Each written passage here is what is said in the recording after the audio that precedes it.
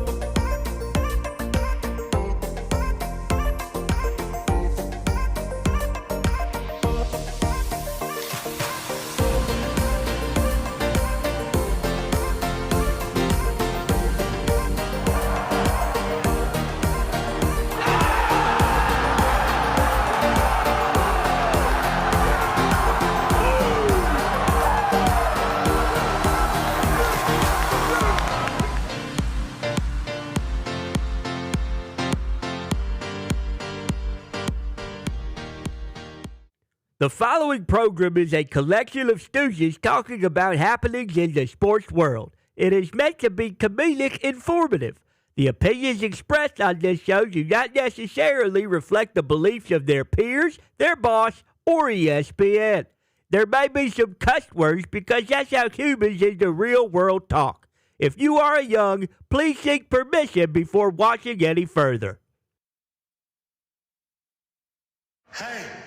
Why? Let's go! This show stinks, and the fact that you listen, we are very, very thankful for. McAfee on the line with a gorgeous assist. The all-time leading tackler for the Green Bay Packers. You ping! Damn it! Your friend tell a friend something nice could change their life.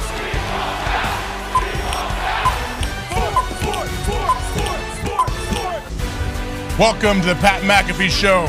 Feel Good Friday, November 21st. I'm AJ Hawk sitting in for Pat here in Indianapolis. Pat's in Eugene. Big game last night, boys. Football! Football is what it is last night. Huge game. Pat in Eugene. What's going on, buddy? What a game last night.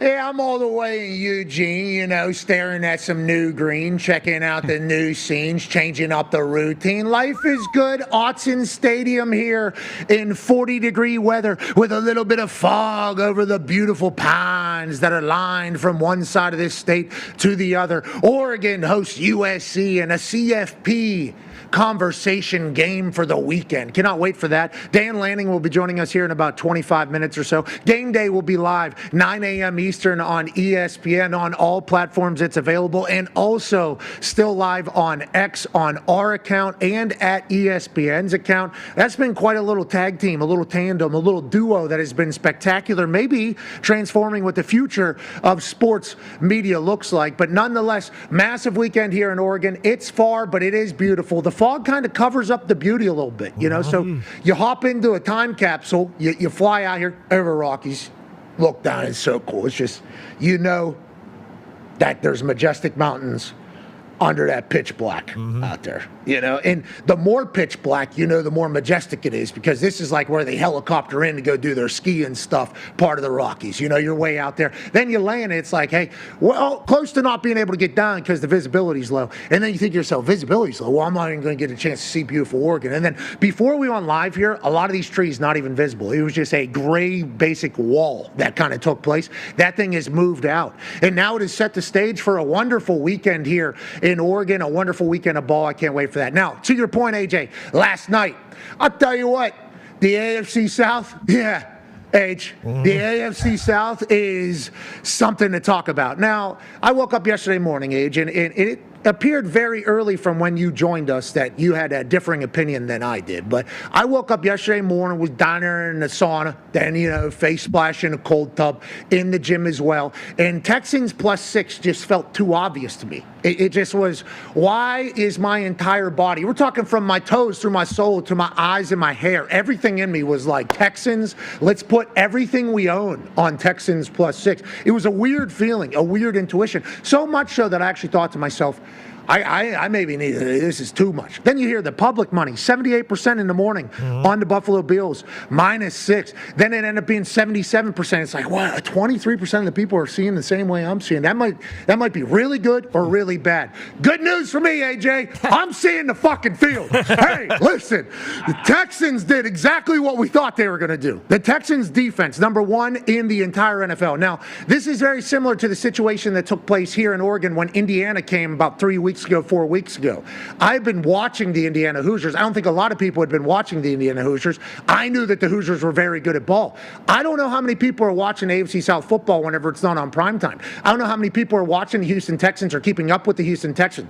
Will Anderson, you see a C on his chest. It's not just the fact that he's captain and he's like a guy that has become a pillar guy, but remember, they traded up to go get him. Daniil Hunter gets signed from the Minnesota Vikings down there to Houston. DeMeco Ryans wanted his defense to be swarming and everywhere. That's how he wanted to build the culture. C.J. Stroud got a lot of pub, obviously, because his rookie career was so outstanding. But DeMeco Ryans is a defensive savant. He's a beast. He's a dog. And they got dogs all over the field.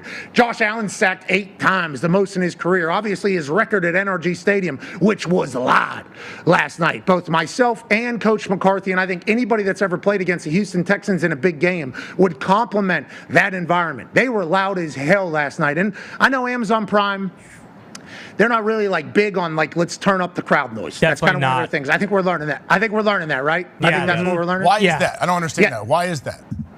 I don't know, man. I don't know. Even if it's not a big game, it makes it more of a big game feel, I feel like. I think crowd noise always needs to be, you need to ride that level all game. Keep it up.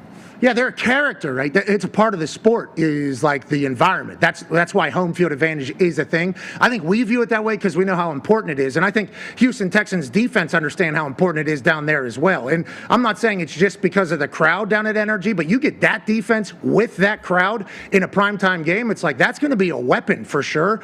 And Josh Allen has struggled against this group. And obviously we put the record up there. In the regular season and in playoffs, you're talking about a 40.6 QBR. That's out of 100. That's the worst he has. 14 sacks in total, 8 of them last night. That's the most, 17.8 points per game. I mean, Josh Allen, the unstoppable object, has had problems in Houston. Houston has a solution. They do not have a problem, especially against the Buffalo Bills, and it's how great that defense is. And then Dougie Davis-Mills, we told the story to Herbstreit yesterday about why we have followed Davis-Mills maybe closer than any other NFL show, and it's strictly because we disrespected the shit out of him as soon as we learned of his existence. D. Mills is playing. Oh, Dougie had a great one. His name's Davis, actually. Well, now they're calling him Money Mills because what this dude is doing for Houston is winning games, and he completely understands the situation. He's been around a long time, okay? This guy understands he's a backup quarterback for C.J. Stroud, loves his role, appreciates his role, shows up in his role, and wins games. I mean, this guy is spinning it all over the place. The Buffalo Bills defense is going to continue to be questioned, okay, especially because Money Mills played against him, and not a lot of people have appreciation for Money Mills, even though I think everybody agreed on the internet that he maybe should be a starter somewhere. This guy needs to start maybe getting some looks. Couldn't imagine if a team was shaped around him. Remember, we've done the backup quarterback conversation before. But AJ, it's I felt it yesterday morning. And maybe even, dare I say, Wednesday night when I went to bed. The Houston Texans, I think, are much better than what their record said they were, which was 500. And I think if you have a defense that's a championship defense, you can win any game, Hawker. Yeah, you can't. If you, Foxy, I don't know if we have that. This is a beautiful graphic right here, but I know Woody Marks added a lot to it. He that dude runs hard, man. I don't know if this graphic right here, though, those bottom 3, turnovers, sacks, red zone. So, yeah, the Bills have 3 turnovers, Texans 0. Obviously, Dougie Mills taking care of the ball. 8 sacks to none. That's wild. And then in the red zone, the Bills are 0-2, and the Texans score 50% of the time. That right there tells you all the story you need to know. And Dougie Mills, he doesn't need to go out there and be Joe Montana in his prime. He just needs to take care of the ball, score when needed. He gets a big touchdown going into half, I think, which was huge for this team. And they let your defense go out there and eat, and your defense gets 8 sacks. They were absolutely relentless. It was really fun to watch this Texans defense.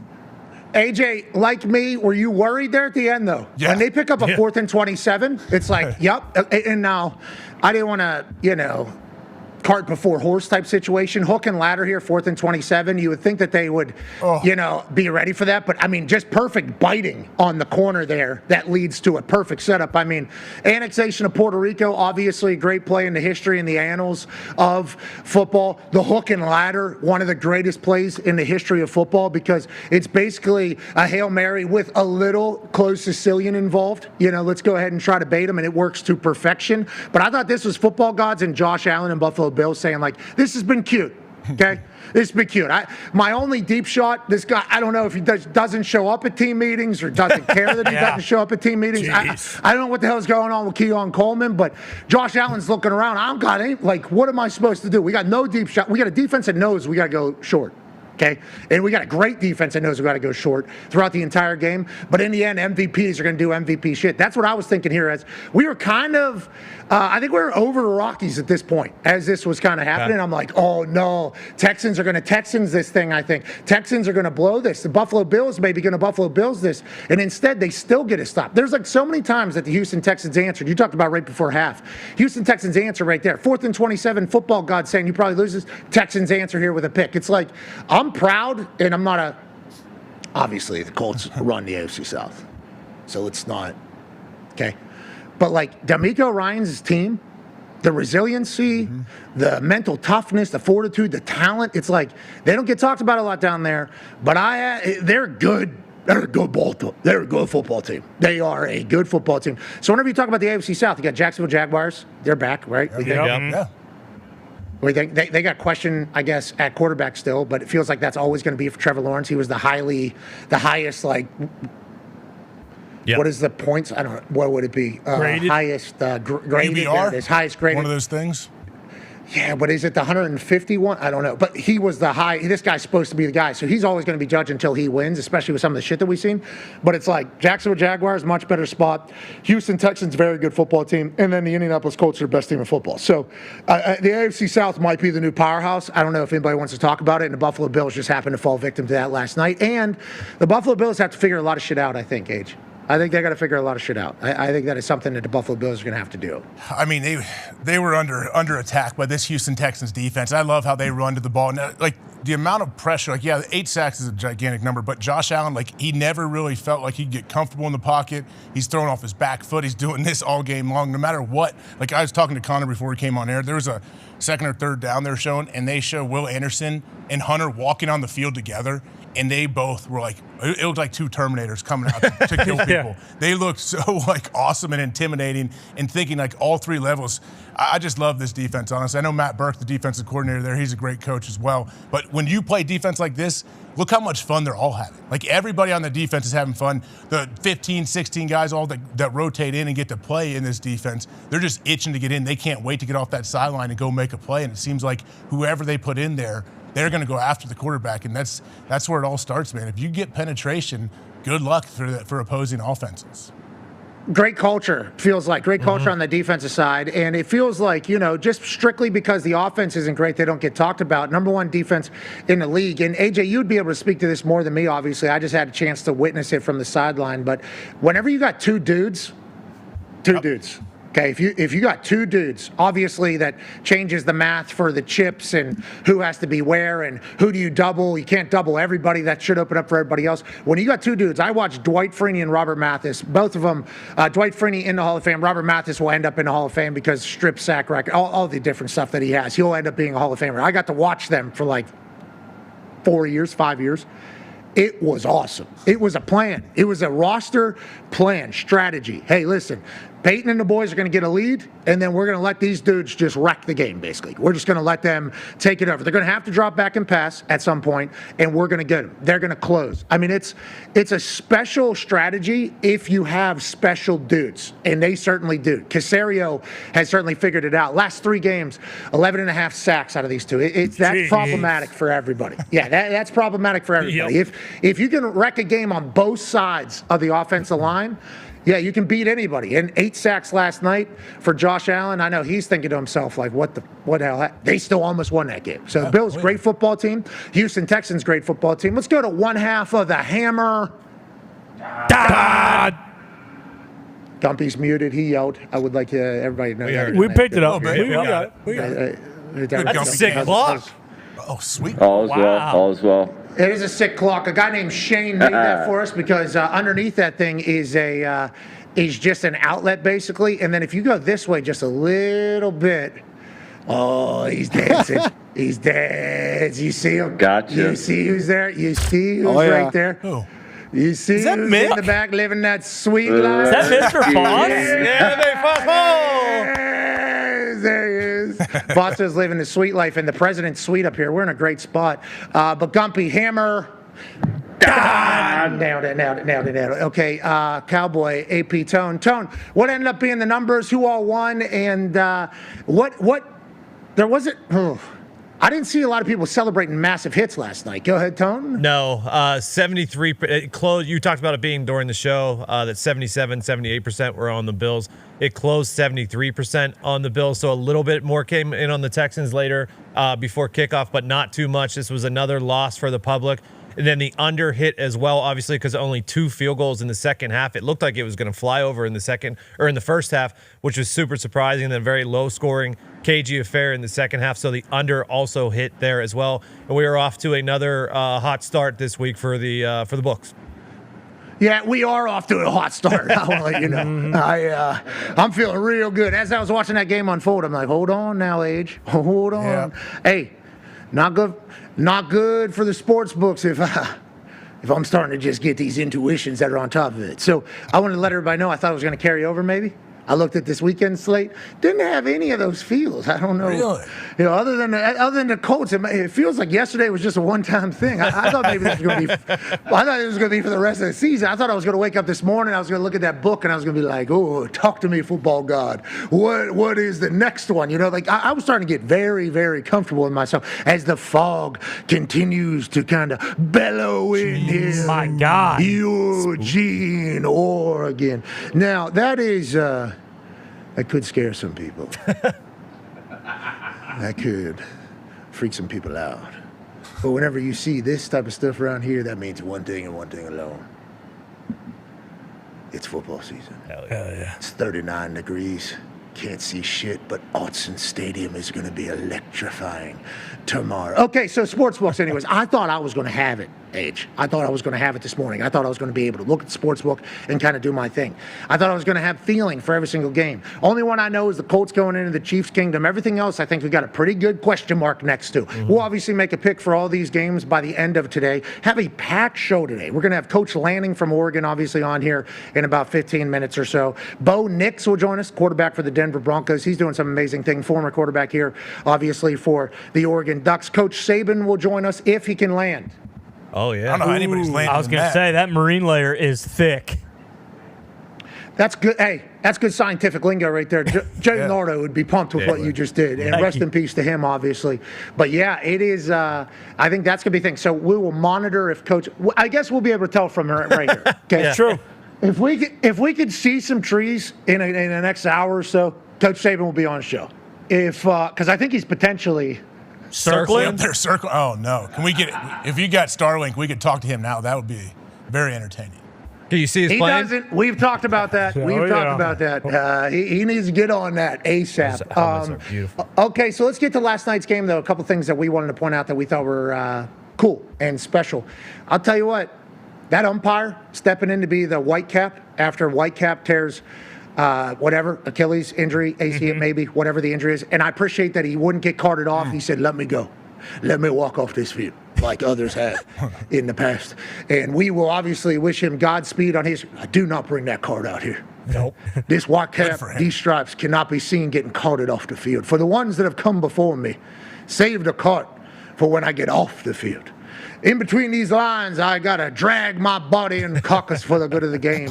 To wait until I get Roy Ellison, though. This man, I think Shannon Sharp said he's a former teammate of his back in the day, obviously. So he's a former player. Obviously had eyes on it. He had to pick up like 6 different jobs. Obviously he's the ump, then he's the Whitecap. Then at one point the play clock stopped working.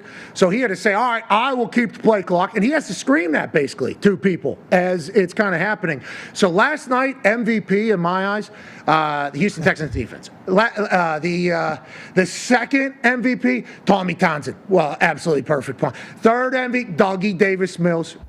Fourth one, D'Amico Ryans, that energy, that crowd. Yep. Fifth one, this guy. I think he needs a white cap immediately, too, by the way. He has the moxie to do it. He felt like he was very confident. The boys respected the hell out of him. He's ump, so he's already in there. It's like, I think we're looking at I think we need Roy Ellison to put on the white cap age. Yeah. I think he needs to be elevated. Is that not what you took away from last night as well? That's exactly what I took away. And look at him. Like, the moment was not too big. When you get called upon, when it's your opportunity, like you're a backup QB, whatever it is, make sure the moment's never too big for you. Look at him. He came out with so much confidence. Like, he knows exactly what he's doing. We feel like we're in good hands, whether he makes good calls or not. Well, it's okay. We need him to make good calls. Oh, of course. obviously. Ideally, yes, you would love that. And it felt like he didn't, they didn't mess up anything too bad after he became it. But you're talking about having to juggle a bunch of plates whenever you don't really know that it's going to happen. I mean, who thinks the head ref is going to blow their, I don't know if that's what happened. Has that been reported? It has. Do we know? I thought it was awesome, though, that he was the only white hat. He had the only white hat on the crew. He had to take off the white hat and pass it down to him. It's a captain band, bro. Yeah, it's a captain's band. Just like if. What if?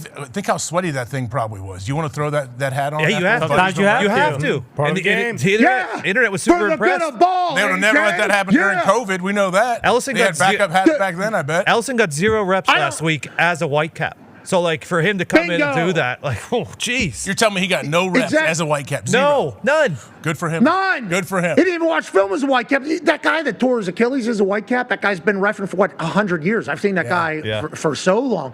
So him taking his hat off and saying, it's your cap now. That's a big moment in football history. Huge. Yeah. They should have made a bigger Kirk should have made a bigger deal on the broadcast, actually. AJ, you're disgusting, honestly. It just the tradition of football. Unfortunately, Roy had to wear this sweaty hat that old buddy was wearing. T's and P's, man, with this Achilles. Adrian Hill is his name. Adrian Hill, I'm sorry about that. I'm sorry about your Achilles, but I guess, look at him. Here we go. It's your hat now. Yes. Bingo. Which is part of football. And I'm happy we got to see that. And we would like to let Roy know, hey, we hope you earn your own white cap. I hope you will get to the point where you get to take that white cap, just like they do for the CFP committee, how they put those white hats on that shit. Yep. I hope Roy gets a chance at some point to take that white cap off at his home and put that thing up there, because he has certainly earned it. Also, another shout-out last night I think needs to be talked about. There might be a new horse in the best mascot in the NFL race. Oh, yeah. I don't think we've given much. Obviously, we talk about Jax Deville down there in Jacksonville. Right. He's dog. This guy's a stud. He shows up in a Speedo. Human Speedo, actual cheeks out with the rest of the first. Legend. And he'll jump off the sky. We Jax Deville through the Jaguars down times. He's been holding it down for Duval for a long time. Blue, obviously, with the Colts. Sensational talent. Cream pies, everybody. Everybody. Has a good time. Yeah. Also, great athlete. Throws the football from the upper deck into a garbage can every single home game. He's a weapon as well. Toro down there in Houston. This guy's good. This guy, I don't know if you saw what he did to a Bills fan. Let's go ahead and measure these dims, please. See if you're up for the task. Okay, obviously it's an NFL mascot. We appreciate this. How have I from here? And what's happening? Oh, that's pretty good. Yeah. Pretty good. Yeah. 100% a chance I do that this weekend. Yeah, that's good hijinks right there out of Toro. I like the fact that they kind of let that fly. And also, shout out to the Bills fan. Yeah, you got boom. Okay, how's that going? And then I don't know if you saw this. This guy came in from the clouds. Go ahead and film himself, confident, casual, coming in from the top of NRG Stadium, the artist formerly known as Reliant Stadium, the artist known as a Loud House down there. Not the Loud House, but a Loud House. Texans Toro is doing pretty good. Saw him also have a great sign. Some Bills fan came down there with Bills Mafia. He said, how about Mills Mafia? I mean, he was on it. Hey, Toro had a big night last night. Very clever primetime game out of Toro. Would like him to be in the ranks. Con man, I just think it needed to be said that Toro might be bringing his fastball a little bit better than everybody else. Yeah, whole entire team, really. I mean, I don't know. They're hitting their stride right at the right time. I mean, you're talking about the team as a whole being great. That's awesome. But when you have the guy getting the crowd hyped, I think you can't not kind of entertain the thought that without Toro, that crowd isn't as pumped. NRG Stadium isn't as rocking. That defense doesn't play as well. I mean, look at this. You do not get this at every single stadium. I agree. Duval, Jackson DeVille, whatever. His butt cheeks being out, that's not everybody's cup of tea. And you can even go to Blue and say, hey, Blue is fantastic, but there ain't no Air Toro, okay? There's one Toro. Toro brings the heat every single time, and there's nothing like sneaking a nut shot against a guy who's tailgating at your place, trying to bring the vibe, trying to crush tables. No, we're going to crush your nuts, brother. You're going to try and crush tables. We'll bring it right back. Don't even think about coming into NRG with that type of stadium. I've never seen that before with the whole tape measure. I thought that was brilliant. Also brilliant, ladies and gentlemen, Dan Lanning. Yeah. How we doing, man? Y'all good? That's quite the move. I'm going to pull that out. Not bad, right? That's a good trick. That does feel like a duck-type move. Definitely the duck would do that. Duck is a good mascot. You guys have a great mascot. We got the best. Toro came down from the sky. You get this duck flying off the top of this thing? You never know, man. You never know. All right, we're pitching new ideas. You never know. Okay, let's talk about the fog. Let's talk about the setting. This is perfect, I assume, Football. for you guys. Yeah, I mean, man. this really How is awesome is this? Amazing. Yeah. We got late November, mid-November football here. USC coming to town. Everything on the line. What is the mindset for you and your team? Go play football, man. Let's go have some fun. I mean, you're blessed to get to do what we get to do. This is what you're excited for. Top 20 matchup right here. Everybody's paying attention. It's time to go execute. Okay, last time we were here, obviously, okay, we know how it went. Not hot. No, it's time to get back to work. I don't like that. I don't like that happened. I love how it hurts you, like when you're like, I picked the other team and it didn't, it does. you know. It does, but I just knew at that stage of where teams were. Yeah. I live in Indianapolis, so I see this team. Like I saw what that team was. You didn't give me any heads up.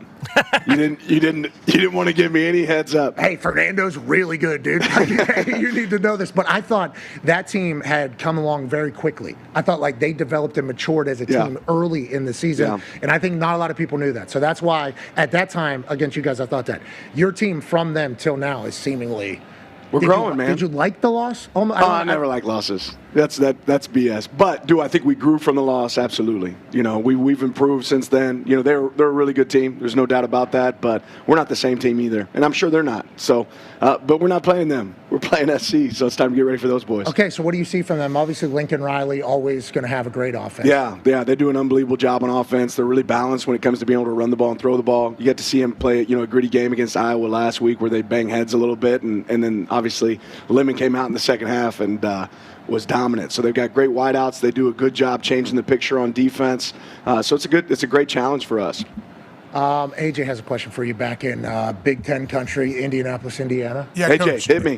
Good to see you, Coach. I was going to ask something about your team and learning about what your players do best. We can get to that, but first off, are you left-handed? When you took your shirt off on game day with Pat, you gave a little woo to the crowd. You're not left-handed. Okay, well, I had to ask. No. But when I'm taking my clothes off, I'm ambidextrous. But normally, just right-handed. No, so at the end here, you take your right here, the undershirt off. By the way, thank you for doing this. And the amount of pain your bride's tattoo tells you how much I love her, huh? Yes, I think none of us were expecting that much ink on that part of your body that hurts. So you dominant hand took the shirt off. Right, but declothing ambidextrous. You're saying you could have gone lefty there. Yeah, I'm talented. I'm talented with my clothes off. Okay, so we saw that. I thought you were as well. But you take it off, and then you felt in the moment you had to do the left-handed because that's what AJ saw. Go back. I don't know a lot about that moment right there. I mean, it didn't work. So tomorrow I'm not going to be taking my clothes off. What? But I don't think it was the moment. The moment worked. Did you hear the crowd? The crowd was great. But I do have a little superstition. It's like, okay, tried that, didn't work. So I'll probably, just before we get to that part tomorrow, you already take your pants off. Yeah, I got to go pants. Again. You can't take your pants off on live TV, That's the thought. Maybe I didn't take enough off. Yes. What tattoos does he have down there? I mean, I've got more tats than you realize. I got some hidden tats, man. Both quads, elephant trunk. Okay. There's a chance we were not 100% sure, especially with. Okay, what would you say, characterize, I don't know, how do I say this? Like, if we were to describe your football team, yeah, I think with you at the coach, we'd always say, like, the defense is going to hunt. There's going to be dogs everywhere. Great. Is that how you would describe this team? Like, how do you think this team is taking shape, and what is kind of their story, if you will. Our identity. I mean, I hope people watch us and they say they're relentless, right? In all phases, right? We're a team that plays for each other. I hope you see love and connection. Like, that's something we want to see show up. And then, the kind of team that wants to drag you to deep water and choke you out. So, that's the thought process behind us. Okay, I like that. Hey, going in deep water is where I don't want to be, especially with people that hail from this particular part of the world. It is beautiful out here. Unbelievable. Okay, I will say that. Yeah. The only reason I come out here is because of you. So I appreciate you, man. Yeah, the Oregon Tourism Board. I think we all only come out here because of you, and and your team. The and Ducks, everything. man. Yeah, the Ducks. It's Ducks. amazing. Getting out here is beautiful. Right now we can't see it because of the fog. But whenever you get people, it's going to break before the show's done. You're going to see it's going to get better. We saw it earlier. Okay. It came. It's coming. It's coming out. Yeah. Yeah. So it's actually part kind of of what kind of cool about it. Yeah, it's kind of cooler. Selling this place, I think, is a big deal. Getting people here, obviously, is a part of it. Yeah. Then once they get here, selling it. Oregon, obviously, everybody knows the Nike background and the history in sports, the investment in sports. But it's also like it's different with how beautiful the place. You're in a postcard. How much of that kind of works to your benefit, and what are kind of the selling points of Oregon? Well, you said it. I mean, ultimately for me, it's about picking best, not most convenient. And this place offers something that doesn't exist anywhere else in sports. And yeah, it's the hour and a half from the coast. It's an hour from the mountains. It's a place to go and become the best version of yourself without distractions. Right? We're not in the middle of the big city. You drive to work's the same day, same every single day. You're not going to be courtside at a Lakers game or at a Young Jeezy concert every night. You're going to be focused on football, becoming a great student, becoming a great player. And I think that's what this place sells. You want to go somewhere where you're not going to have the distractions. You're going to have the opportunity to grow, build unbelievable connections with people all over the world. This is that place. Yeah, there's great connections obviously here, and you've certainly proved that you can take guys and put them into the next level and have a lot of success. Your resume, quickly, how old are you? 39, aging quick. Jesus Christ. My wife was making fun of my beard last night. See how all gray showing you know up? why I shaved. Yeah, that'll happen. Is that the secret? Is My that what you're whole doing? thing It's all is gray? Yeah, I'm 38. If too. I shaved, my face would look super fat. So No, it wouldn't. We're very similar. Coach. science of what? you know what science I'm talking about. Oh no, I'm not doing that science. Not It'll give you a jawline. really. Yeah, look at this thing. I've never had one either. Strong. I'm Irish. Thank you. Okay. Yeah, I'm Irish. Strong. This thing comes right here Yeah. normally. Grab a little science. Thank you, 2025. Thank you to all these people. All of a sudden, we're shaving our face all of a sudden. You know what I mean? You have a good jawline in there. You're a Strong football guy. jawline. Yeah, I got a good jowl. Football season, though. I don't know if you need to be taking any science. You got a lot of boys to lead. No You got a lot science of for me, boys to man. lead. No Tone science has a for me. question for you, Coach. Yeah, Coach, I also have some grays and look like shit when I shave my face, so I feel you there. You are rushing for you guys double-edged have different- sword, man. What do we do? Oh, say, come on. That wasn't even intentional. That wasn't even intentional. Yes, it was. Okay, all right. Coach, you're rushing for like 235 a game, I believe, and you're second in the nation in yards per carry. When you started this season, did you envision that's how your team would be built going through the run? And then also I wanted to ask you about the bye week because you came out of the bye week a little banged up. Did you guys just beat the shit out of each other during the bye week? Yeah, great question. We want to be a team that can beat you multiple ways, right? We want to be a team that can beat you on the ground and beat you in the air. You have a lot of different strengths. I think high school coaches are the best in the world at saying, okay, what do you have available and how do you use it? We want to be that team, and we can beat you with running. We can beat you with, in the air attack. And ultimately, I think you have to fit off the skill set of your players. I don't think anybody in the nation right now uses more running backs than we do, tight ends than we do, personnel groups. So we have a lot of variety, and I think that makes us really hard to defend. As far as beating each other up, we're physical. It's a game that it requires physicality. What's weird about some of the injuries we've had, a lot of them have been non-contact. So, it is what it is. That's the sport of football.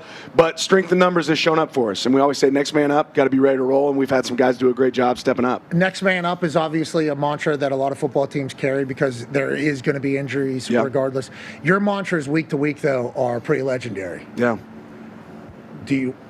Will we learn it? I feel post game maybe.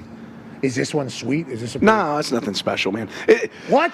Look, it's gotta be. Motivation's overrated. Motivation's overrated. I think you're great at it. I think you're one of the best motivators. I think that is like one of the separators for you as a human, don't you think? I think our players is the separator for me. What they go out there and they do on the field, I want to light the fire, spark it a little bit for them, but that wears off you got to go out and execute. And our guys have done an unbelievable job of executing. Certainly, we have a message this week, and it's going to be fun to see it all play out. It's fun to watch your leadership style. Actually, Ty has a question for you about that. Yeah, What's up, Ty? Coach, first and foremost, I don't know if you've had the opportunity yet, but if you want to thank that jackass Kirk Herbstreit for really blowing up, the Iowa-Oregon game.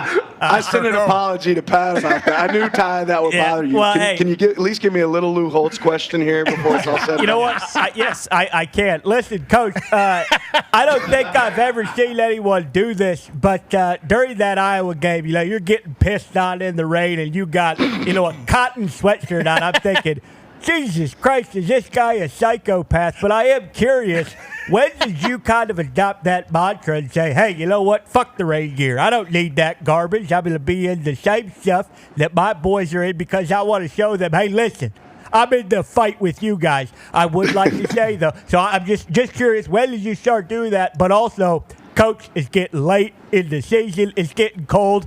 I can't have you getting pneumonia and missing a goddamn game. So maybe just think about that. But I am curious about when that tactic started because I love it. I wish I would have been doing that in South Bend 20 years ago.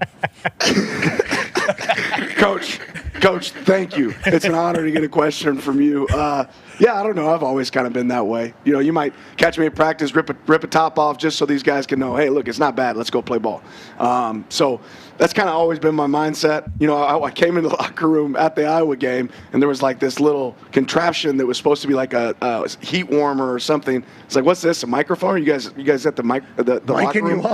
Mic'd up. And they're like, no, Coach, you could wear that in your gear. I was like, hey, man, Mama didn't raise no bitch. I'm not wearing that. So yeah, we don't put it. I don't know. It's just like as close as I can get to it, and not be in the action with these guys. Yeah, being in the fight though. Yeah, that's a thing, and also maybe at some point I'm like, ooh, guys, it's too bad. Lou Holtz age, I think you should. Yeah.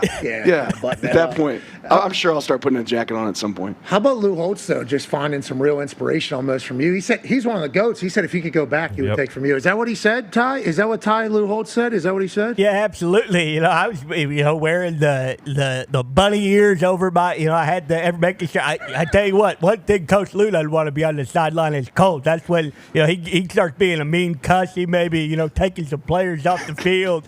Start getting a little distracted, but Coach Lou ain't a hard ass like Dan Lanning is. That's maybe something he could adopt if he could go back. Hey, Coach, what do you think of Dan Lanning? If you had to give a descriptor on what type of coach he is from the outside looking in, mean cuss. I'd say he's the cut. I had the thing with Jimmy Johnson back in the day and said, forget the damn football game. I'll meet you in the parking lot and I'll beat the shit out of you myself. I tell you what, I wouldn't be saying that to Dan Lanning if I was getting ready to play an Oregon Ducks football team because that sumbitch would knock me out real quick. That's right, Coach. That's right, Coach. I think you'd be able to hold your own maybe to your younger age because you are Lou Holtz, but you're right. Madman. In this tattoo, says he's willing to just sit in the fight. That's like, AJ, that's the most worst, painful spot, right? It's got to be the most painful spot, and yours goes from armpit to waist. Yeah, it's a funny story. They ask you want the cream? I'm like, no, I don't want no cream. They started kind of in the bottom, and that's where my wife's tatas are, and I was about to walk out there with just a set of, hey, I can't be I'm just about to have two of those on my side, and I'm rolling out of this bad boy, but, give me the cream. Yeah, 6 hours later, it was worth it, man. Yeah, she didn't know I was doing it, so when I walked in, she was kind of pissed off, but, she's got her claim. Amazing tattoo, she's got her claim, she staked her territory. Absolutely. But the commitment out of you, that is very painful. But let's get back to ball, shall we? AJ has a question for you about your team and Coach, the boys. you're talking about, actually I wanted to pivot quick to the motivation situation. Who motivates you? Who do you look for? Is there anyone you talk to that gets you juiced? I'm sure every game you always want to have a plan and what you're going to do, how you're going to approach it, but who motivates you? I mean, just the opportunity more than anything. It's not necessarily a person, your kids, right? The players that you coach for. Just the chance to get up and get to do what I do every day. I think I'm really lucky. Anybody that gets to be in this profession, yes, there's some headaches that exist, but to get to do what we do, if you don't take advantage of that and recognize that opportunity, I never want to waste it. So, yeah, pretty self-motivated, I guess I'd say, in that area. How long you been coaching? I remember the story goes you drove to Pitt, I think, right, from Arizona to get your first gimmick. And then How long has it been now? Yeah, since 2008. I coached high school football first. Been in college since 2011. Okay, so the business of football, obviously you don't have NFL experience or anything like that, but now you are in the epicenter of the business of college football, the change of college football. Your name, also, we would like to say, isn't even really getting brought up at places. Shouldn't. I think that's sick. We actually pointed that out. I think that is not being talked about at all. Your name is not being mentioned for any of these jobs because of how open you've said the grass is damn green here. But also, business-wise, you have to deal with a lot, I think, right? Everybody talks about that, but managing all of it. How have you kind of evolved in that world, and how hands-on are you in that world? Yeah, that's certainly involved. I think as a head coach, you want to be involved in every part of your program. Lucky to have some great people around that support me and allow us to be able to do what we do, and then also some people that I trust within our program that can attack, and ultimately you want to maintain the focus. Every piece matters. It's not one thing in your program that matters, but if you can be involved in all of it and trust people, hire people you trust, you're going to have success. All right, Connor has a question for you about this weekend. Go ahead, Con, man. Yeah, Coach, real quick back on the mascot. The Oregon Duck isn't really up there just because he's all politics. If you could pull up the DoorDash ad, the Oregon Duck actually forced his way onto the DoorDash LRAP. He's all politics. You can see his little right arm there holding a piece of pizza, so don't ever even think about throwing him in the same category as Jackson DeVille, Toro, and Blue. Let's forget about that what's for the a problem second. here? Because he's making money with a pizza ad? What's the problem? Oh, yeah. That's what everyone says about Oregon. What's going on here? That's what everyone says about Oregon. Hey, we need the mascot to bring in money. Phil Knight and everybody else aren't writing enough blank checks, but let's forget about that Who's his favorite team? I can tell this is something going on. Look, I consider myself a mascot aficionado, so I want to keep it real. Don't even get me started on the Atlanta Braves blooper. That guy talks way too much. Stick to the gimmick. Okay. The Duck is great, though. All politics. Way too much from the Duck. He's doing too much. You've only been talking about the players. The Duck's all about himself. It's ridiculous. But again, hey, that's your camp. You can get your camp in order if you want to. Connor, the head fell off. The duck lost its head. Bingo. Yeah, exactly. You can't it's on a mend right now. You can't be showing your face everywhere, acting like you're the talk of the town, and then running out and having your head fall off. That is ridiculous. That is Bush League. That is the exact reason why the Duck isn't in the NFL. There is a difference. From the top, there's a difference in the football, not just the mascots. But let's talk about Oregon USC. Let's forget about the Duck. Okay. Oregon USC. Let's put the Duck to bed. For people right now, I don't think Oregon USC strikes them as like a rivalry. You guys have been at the top of college football for a long time, and USC has had their ups and downs. Can you just talk about that rivalry and kind of what it means to Eugene with USC coming to town? Because I, for one, game day going there a second time, I'm worried about the juice of the entire thing, game day, the stadium, everything like that. But can you talk about how fired up these people are to kind of go in there, cheer on their Ducks against a real rival, USC? Yeah, we got unbelievable fans. They're going to bring on the juice. And it's kind of neat, as the Pac-12 broke up, the fact that a lot of us moved into the Big Ten, it's really kept a lot of those things alive. A lot of things that exist about West Coast teams getting the opportunity to compete against in this great conference, and this is certainly one of those games, right, getting to play against USC. But our fans will bring it. I'm not worried about that. They got juice. They always do. You doubt it? No. Nope. You'll see them. Why'd you pause? I know, I can't wait. They'll bring the juice. Every time I come out here for one of these shows, game day, I am blown away by your fans. They're awesome, man. Dude, legit. It's so early in the morning. Yeah. So loud. We're nocturnal, man. It feels like you kind of... It does, and then there's a toga thing happening because of Animal House. It's a special family. We were just here, though, like 3 weeks ago, it felt like. And it's special. Obviously, everybody's excited to be there. Speaking of being here, ladies and gentlemen, the quarterback for the Denver Broncos, Bo Nix. How about that? Yeah, Big weekend. Big weekend. Bo, what's up? Bo, what's going on, dude? Let me see if we can get... You should get in here. Let me get you in here. What up, Bo? Yeah, we got to get close. Hey, Coach, how you doing? Long time no see. Good, man. We just talked the other day, and then you went and beat my Chiefs, man. Well done. Well, yeah, somebody else about to beat your Chiefs this weekend. Hey, Bo, real quick, can you talk, before we let him go back to his job, obviously huge game this weekend, about kind of what an Oregon team or a program is like with him as your coach? He feels like one of the most electrifying humans we've ever been around, obviously, Bo. He is, and he doesn't fake it when he gets on screen. This is what you get at all times, and he's one of the best coaches in America, in my opinion. And he helped me get to where I am today. I owe him a lot, but obviously I'd be saying the same stuff if he wasn't on the program with us. But I love Coach Lanning. We we had a great 2-year run together, and I wish I could run it back any day. Love you, buddy. Appreciate you, man. Keep balling. I appreciate you. Appreciate y'all. Good luck this weekend. Y'all should see Pat run this show from up here. He's got all these buttons. It's impressive, man. Come on, man. You're Let's do impressive. it. I appreciate you. I got a little gear for you over here. Oh, you're the man. Thank you for Appreciate that. you, man. Thank you. We love you. Ladies and gentlemen, Dan Lanning. They're clapping for you. So you know that. They're clapping for you. Bo, hey, sorry, brother. That was perfect, actually. I'm happy you got a chance to hold on. Let me. Perfect timing. I needed to holler at Coach real quick anyway. That was good. What did you want to say to him? Did you want to get anything from him? You need some more Oregon gear? They just brought me a box. I can ship it your way if you need it. Hey, listen, they take care of us just fine. We got all the gear we need. Trust me.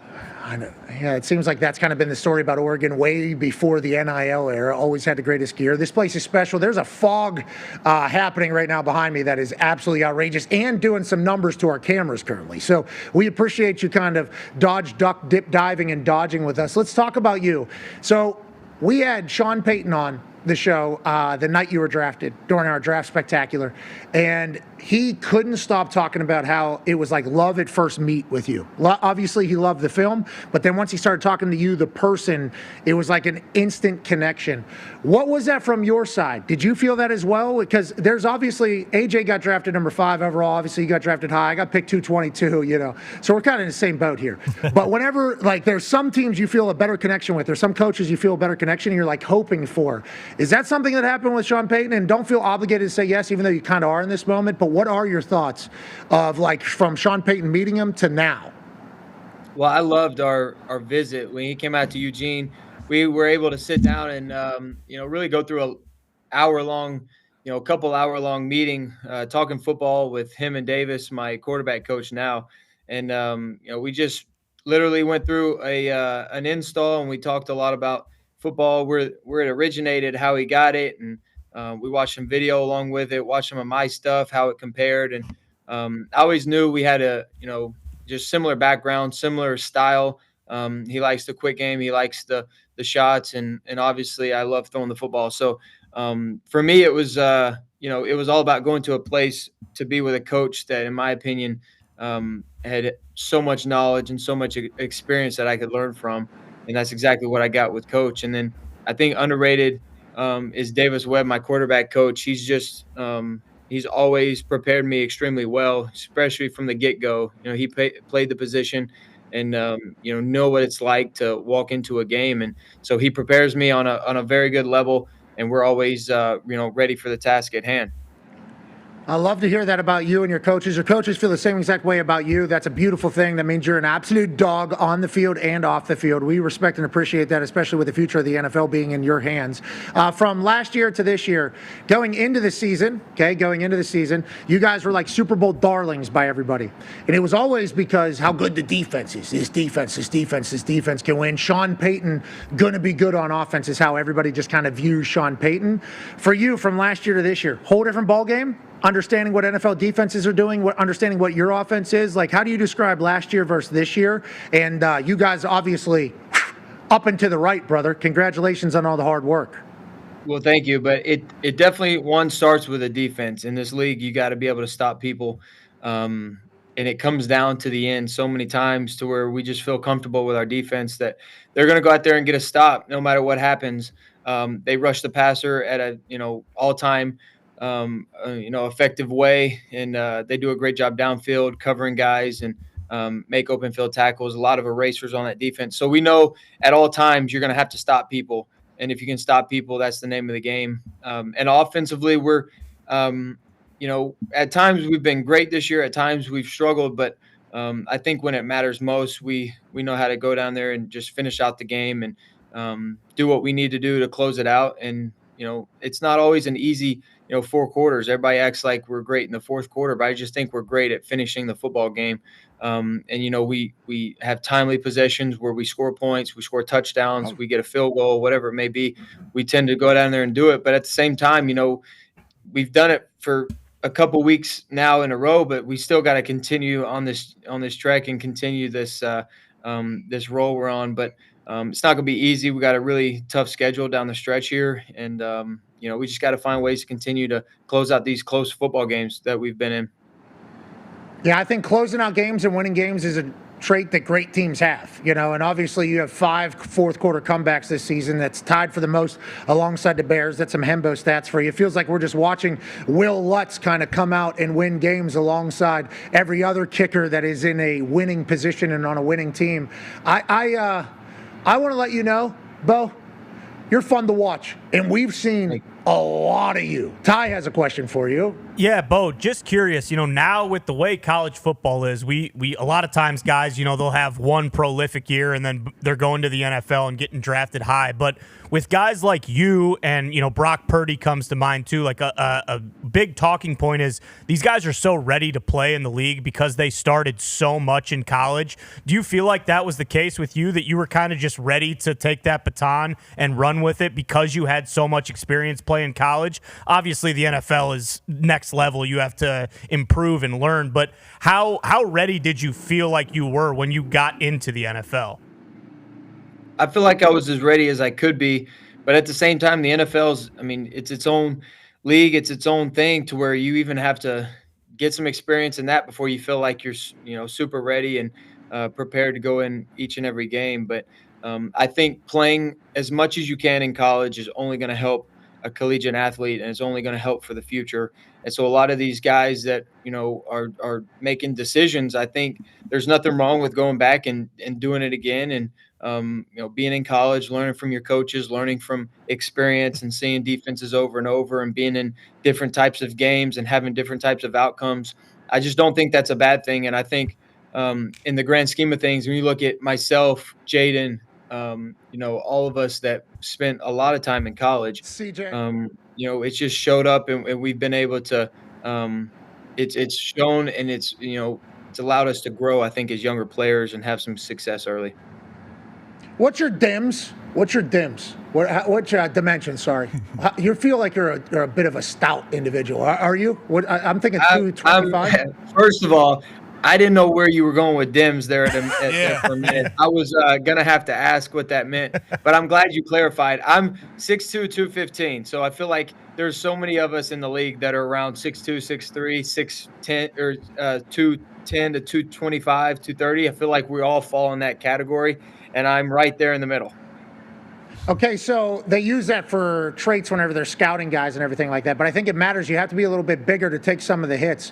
Have you transformed how you kind of came into this season versus last year after taking some of the hits from grown-ass men? Has that changed anything with you and how your body is?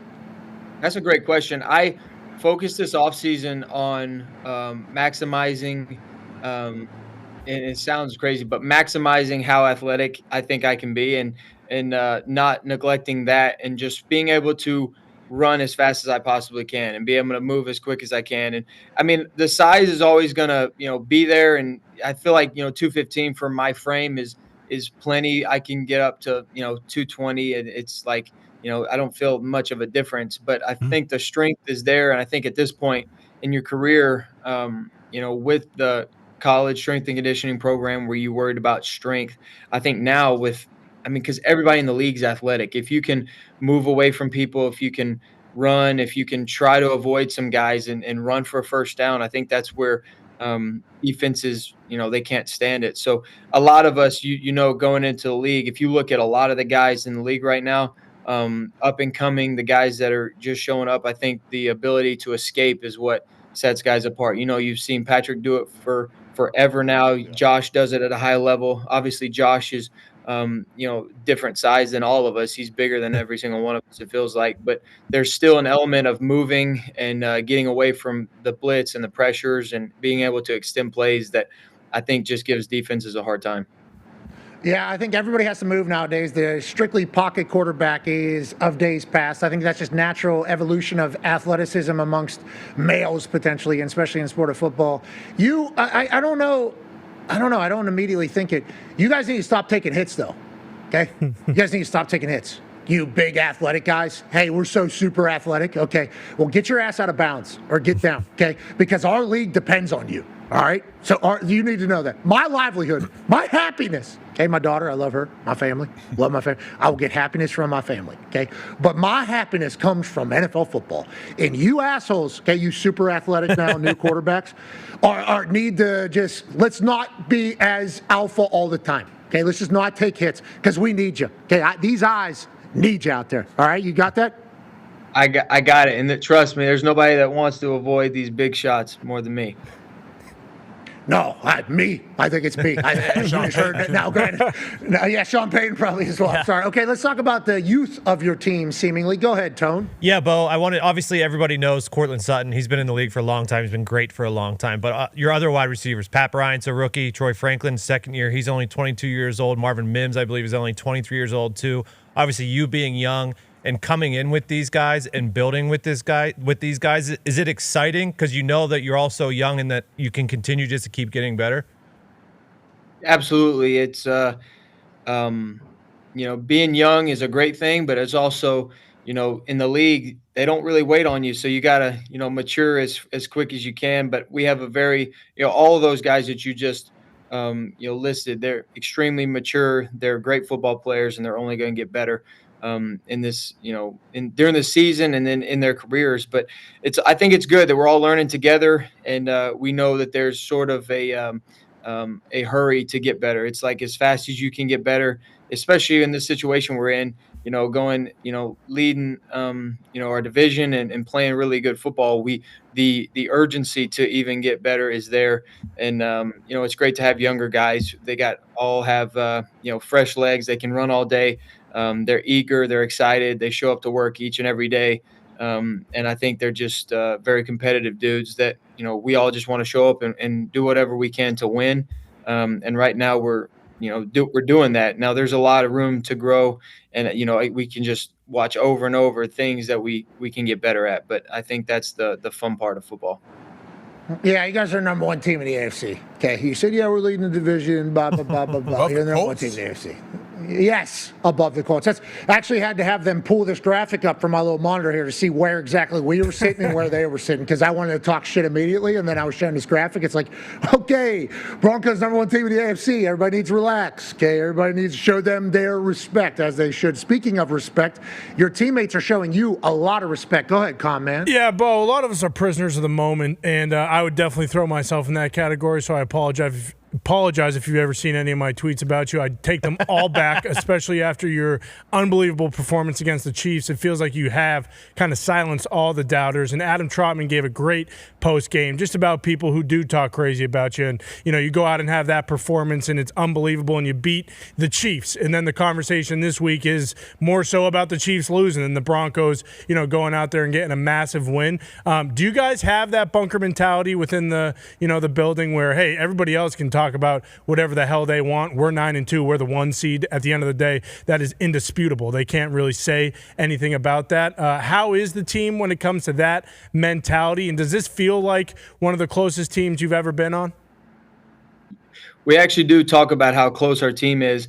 We just got a lot of young guys. I mean, I think our oldest guys are year 8, year 9. So we're just all in similar stages of life. I think that's what makes us close. But we also know what it was like last year. We know what it was like to lose some of these close games. And so we have turned some of those around. We have had a better record in close football games this year. But I do think it just goes back to the confidence and the belief of the team.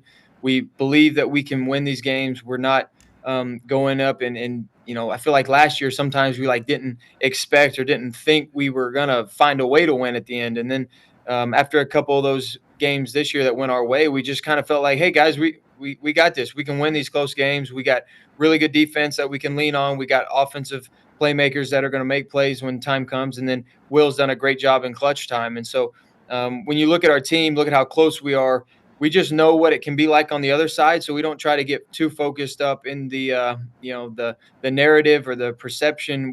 That can go so many different ways. You were exactly right in the it's all about the moment. We get so stuck in the moment to where in another week people will be saying something totally different.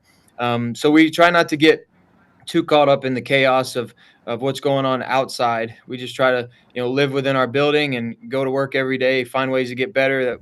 There's so many, on clips or out there, that list of things that we have to, grow and get better at. And I think that's also what's keeping us a little bit urgent and hungry. We know we have these things to get better at. And so we don't really have time to sit around and act like we've, made it, because we really haven't. We're just, we're winning close games, and that's what's put us in this situation right now.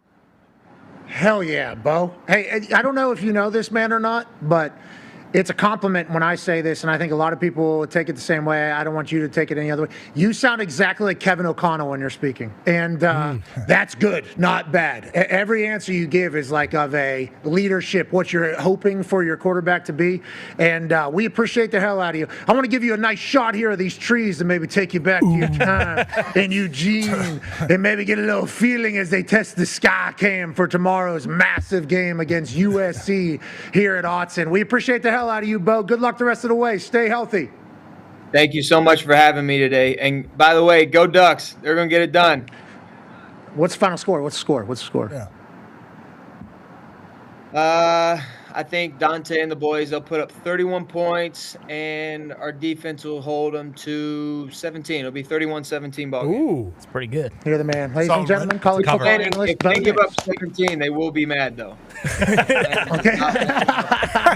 All right, respect. Go. We appreciate you, Bo. We're back on the other side. Be a friend, tell a friend something nice.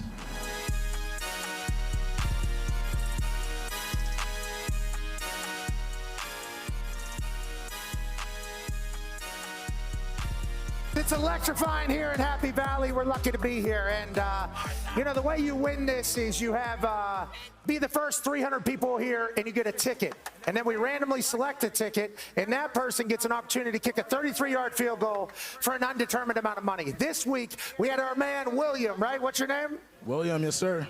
You won the raffle, and you said, I don't want to kick because I suck at kicking. Is that accurate? More or less. What is your major here? I'm a finance major. Okay, so money decision was, I suck at this. Let me try to find somebody who's good at this. How did you land on my man here, and what are your hopes in him? Well, I was looking around. I saw my man. He said he plays soccer, and I was like, this is my guy right here. My guy Carson. I have faith in him, so I know he's going to get it done. All right, you're Carson, right? You played high school soccer. Is that accurate? I did play high school soccer. Where are you from? I'm from Hanover, Pennsylvania. Okay, you're a Pennsylvania guy. Have you ever kicked a ball before? Other than not football, soccer. Okay. Well, hopefully you're terrible at this. It's $100,000. Are you guys splitting that 50-50? Yes, sir. Okay. So we'll make it $300,000. $150,000 for both of you. Okay. You only get one kick, though. You've gamed the ticket game, which I appreciate and respect. It's up to $300,000. $150,000 for both of you. Only one kick, though, Herbie. We're not doing anything. I don't care how many staters chant for another kick. Only one, Herbie. Played high school soccer. He's a good player. We got a problem here. That's right. It's a whiteout. It could be a special day. You could help out your guy, William, in winning $150,000. One kick, 300,000, two.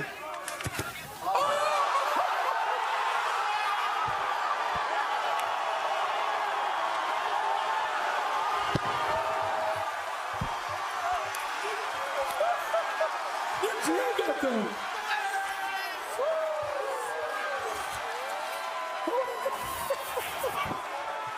You're a good man. This minute, You're a good man. Carson, congratulations.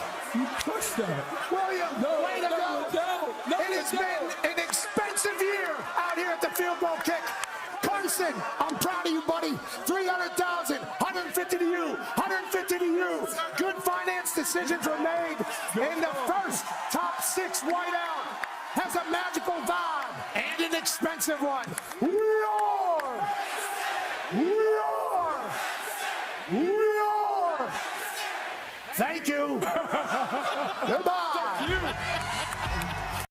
The following program is a collection of stooges talking about happenings in the sports world. It is meant to be comedic informative. The opinions expressed on this show do not necessarily reflect the beliefs of their peers, their boss, or ESPN. There may be some cuss words because that's how humans in the real world talk. If you are young, please seek permission before watching any further. Hey, why? Let's go. This show stinks, and the fact that you listen, we are very, very thankful for. McAfee on the line with a gorgeous assist. The all-time leading tackler for the Green Bay Packers, You pink. damn it! Be a friend, tell a friend something nice could change their life.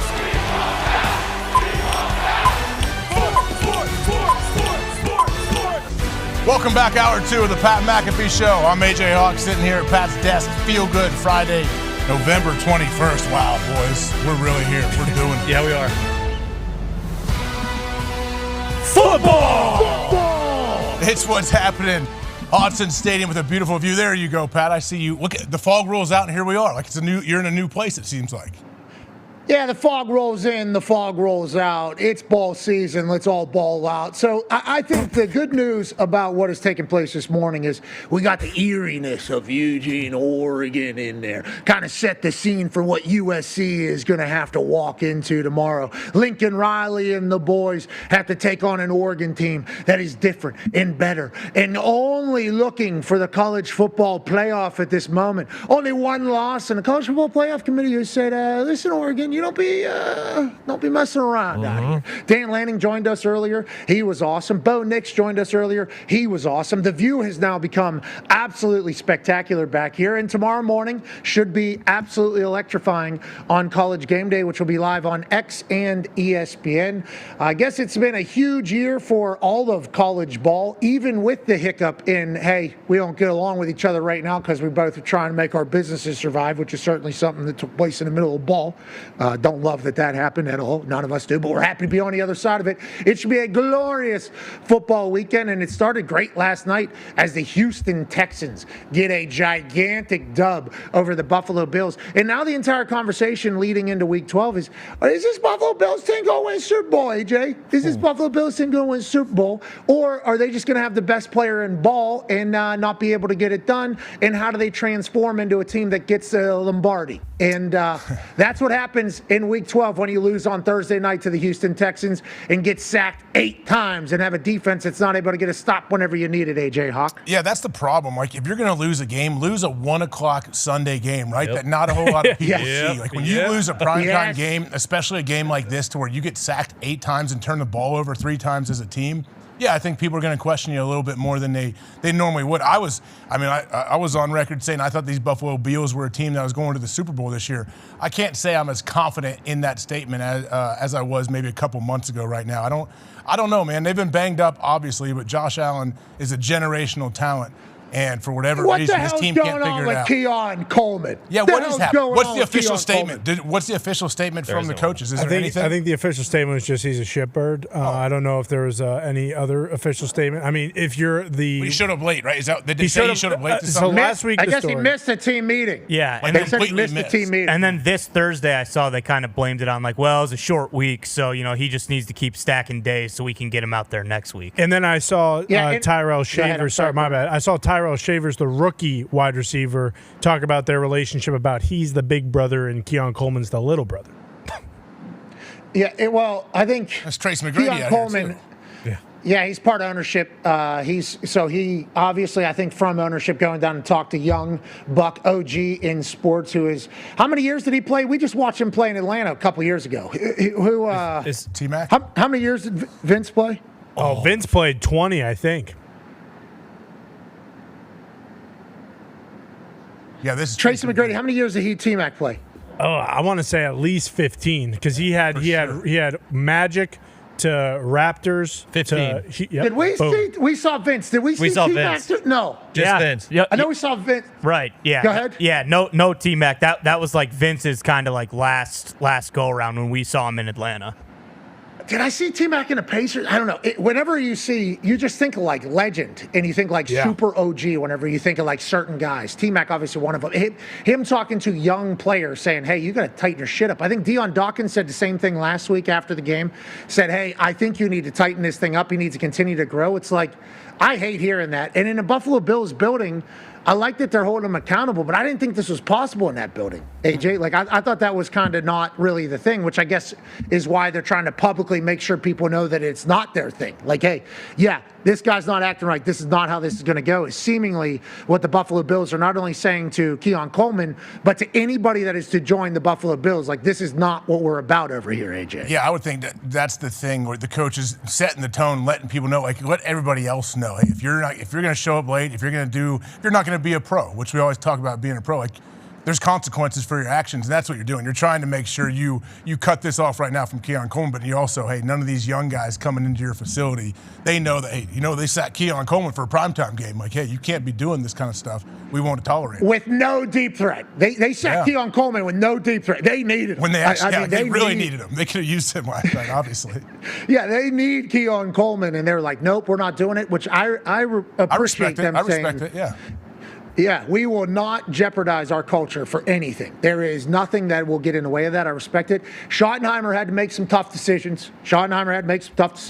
Obviously, we saw CeeDee Lamb and George Pickens miss the first drive, and then we saw CeeDee Lamb and George Pickens take over the rest of the game. There's now a quote that has come out from CeeDee Lamb that basically said it was disrespectful to even suggest that he was thrown up in a casino, which is why he was suspended. Did we have a few drinks? Certainly. Were we at Red Rock? Yeah. Did we miss a curfew? So what? It's hard. What do you want from us? How'd we play? Perfect. But you guys saying that I was puking and all this stuff, relax. I'm an adult, okay?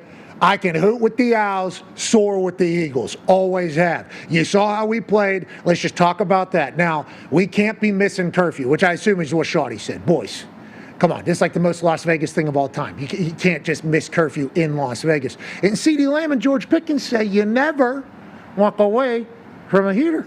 They could have been on a blackjack heater that we have no idea about, but they miss curfew.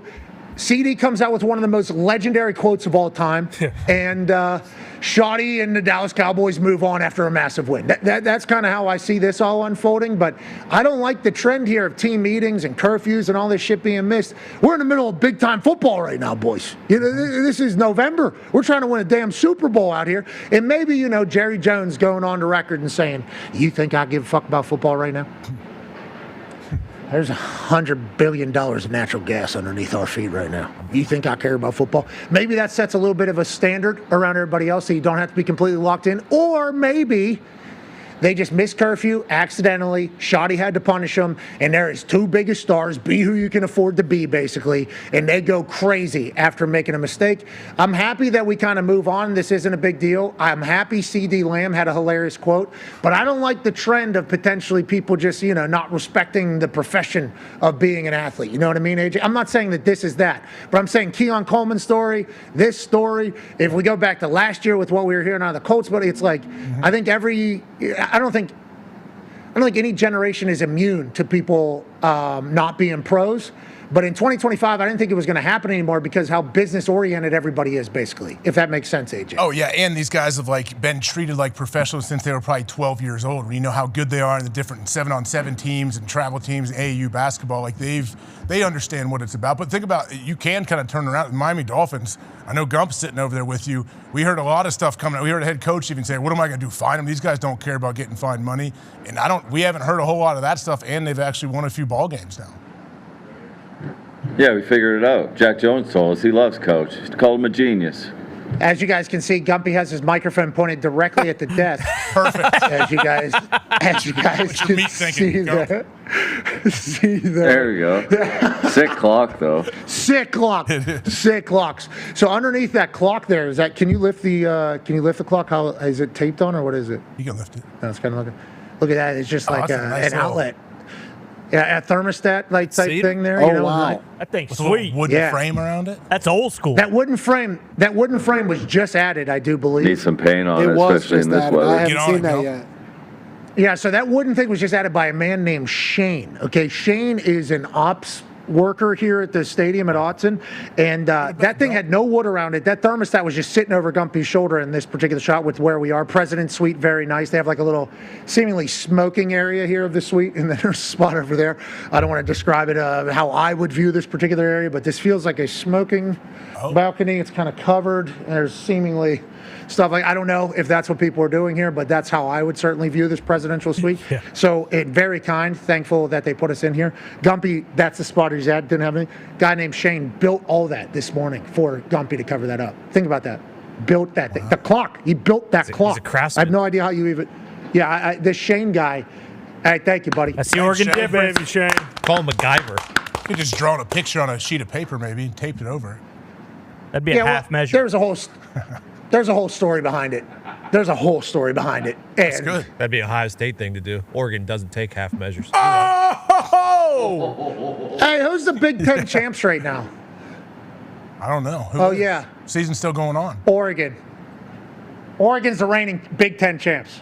Have some respect. Isn't it amazing how these conference championship games have just taken on a different meaning now with the college football playoffs in the future? Oh, classic. What did you do? What I'm was just saying, right if I'm Ohio State, I'm thinking, hey, we get to the Big Ten championship. All right, let's not get hurt. Let's not get hurt, guys. Not get our studs hurt before we go on a playoff run. You sound like Coach Saban. Coach Saban says, I don't think he's going to be able to. It has opened up, but I don't know. He's probably in line. There's probably 30 planes in front of him that are circling with him. Yeah, he hop in the cockpit yet? Just take a circle and just, all right, I'm going to do this myself. He might parachute, just jump out. I think he should maybe just start flying planes. That would be an incredible thing. All right, let's I understand it. What you want me to go? Are we firing any missiles? Last time I did this, we fired some missiles. He's the best. All right, let's talk a little bit about firing missiles. A.J. Brown, the Philadelphia Eagles, always, not just some ways, not just halfways, always in the middle of something, seemingly. Still able to win, still able to put a great product on the field, but there's always some sort of drama. It is taking its next step. A.J. Brown was interviewed about maybe the state of his ability currently at his locker. What would you say to, there's some speculation out there that you are not the same player you want to. What would you say to those people? I guess Saquon ain't the same player either then. All right. But I don't got no comment right now. I don't care about that. You obviously don't believe it. Y'all don't believe that. I didn't say it. Okay. Okay, so, that was a quick response. He's thought of that. Yeah. He's been seeing it. Like AJ actually just trash now. Like AJ Brown, he's old news. This guy's washed. He's seeing that. And he goes, so I'm just because I'm not having the same year I had last year, I'm washed. In his mind, he goes, let's start looking at some other people here. Saquon, how's he doing this year? Worse than last year? Okay, so is he washed? Sweet. This guy just walks right into his trap. Hey, I read a couple tweets saying that maybe you're washed. Boom. Response that he wasn't able to put on X right to this guy. Saquon washed? Thanks. Shut up. Next question. Let's move along here. What are we even talking about? AJ is an incredible talent. A.J. Brown's a game changer, a game wrecker. Right now, it does feel like, man, and I guess not right now, it has felt for some time now that maybe he doesn't love what's going on over there, A.J. What is the answer to this, and how do you feel about Coach Sirianni seemingly always having to juggle, relationships and drama at seemingly every single turn? Yeah, I mean, think about when you think of an NFL football team, all the different personalities, everything you got to figure out as a head coach. Sirianni has a lot on his plate, and I understand A.J. Brown being frustrated by that question, wouldn't you? I get it. Yes. If someone asks you that question, like, hey, I don't know if you watch every single rep, buddy. Like, even if they're not getting me the ball, I'm still getting open. I'm still able to do things and play like I can. Just my numbers might not be there. Now, I don't think you have to pull Saquon into it. I understand, you're frustrated, but then he said, I got no comment on that after you make a comment that is going to go around, probably. You want to go talk about 2-6? Go ahead and ask him. Yeah. Hey, you wash, dude? Our offense sucks this year. Are you bad? All right. No other comments, basically, is what A.J. How's it going to fix it, though? How do we fix this? Like, obviously, if he gets 10 balls for 120 and 2 touchdowns in the next 5 games, it's a little bit different. 2 weeks ago, he kind of had that game, and it's still. Yeah, Sirianni's doing him and Dahn are doing some great work behind the scenes, I guess, probably just trying to keep this thing under wraps a little bit. I don't know.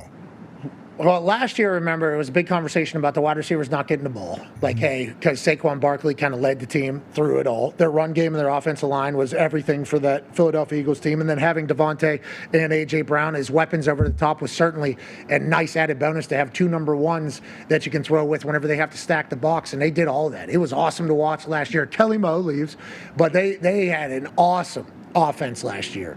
And then they come into this year, and they were still mad.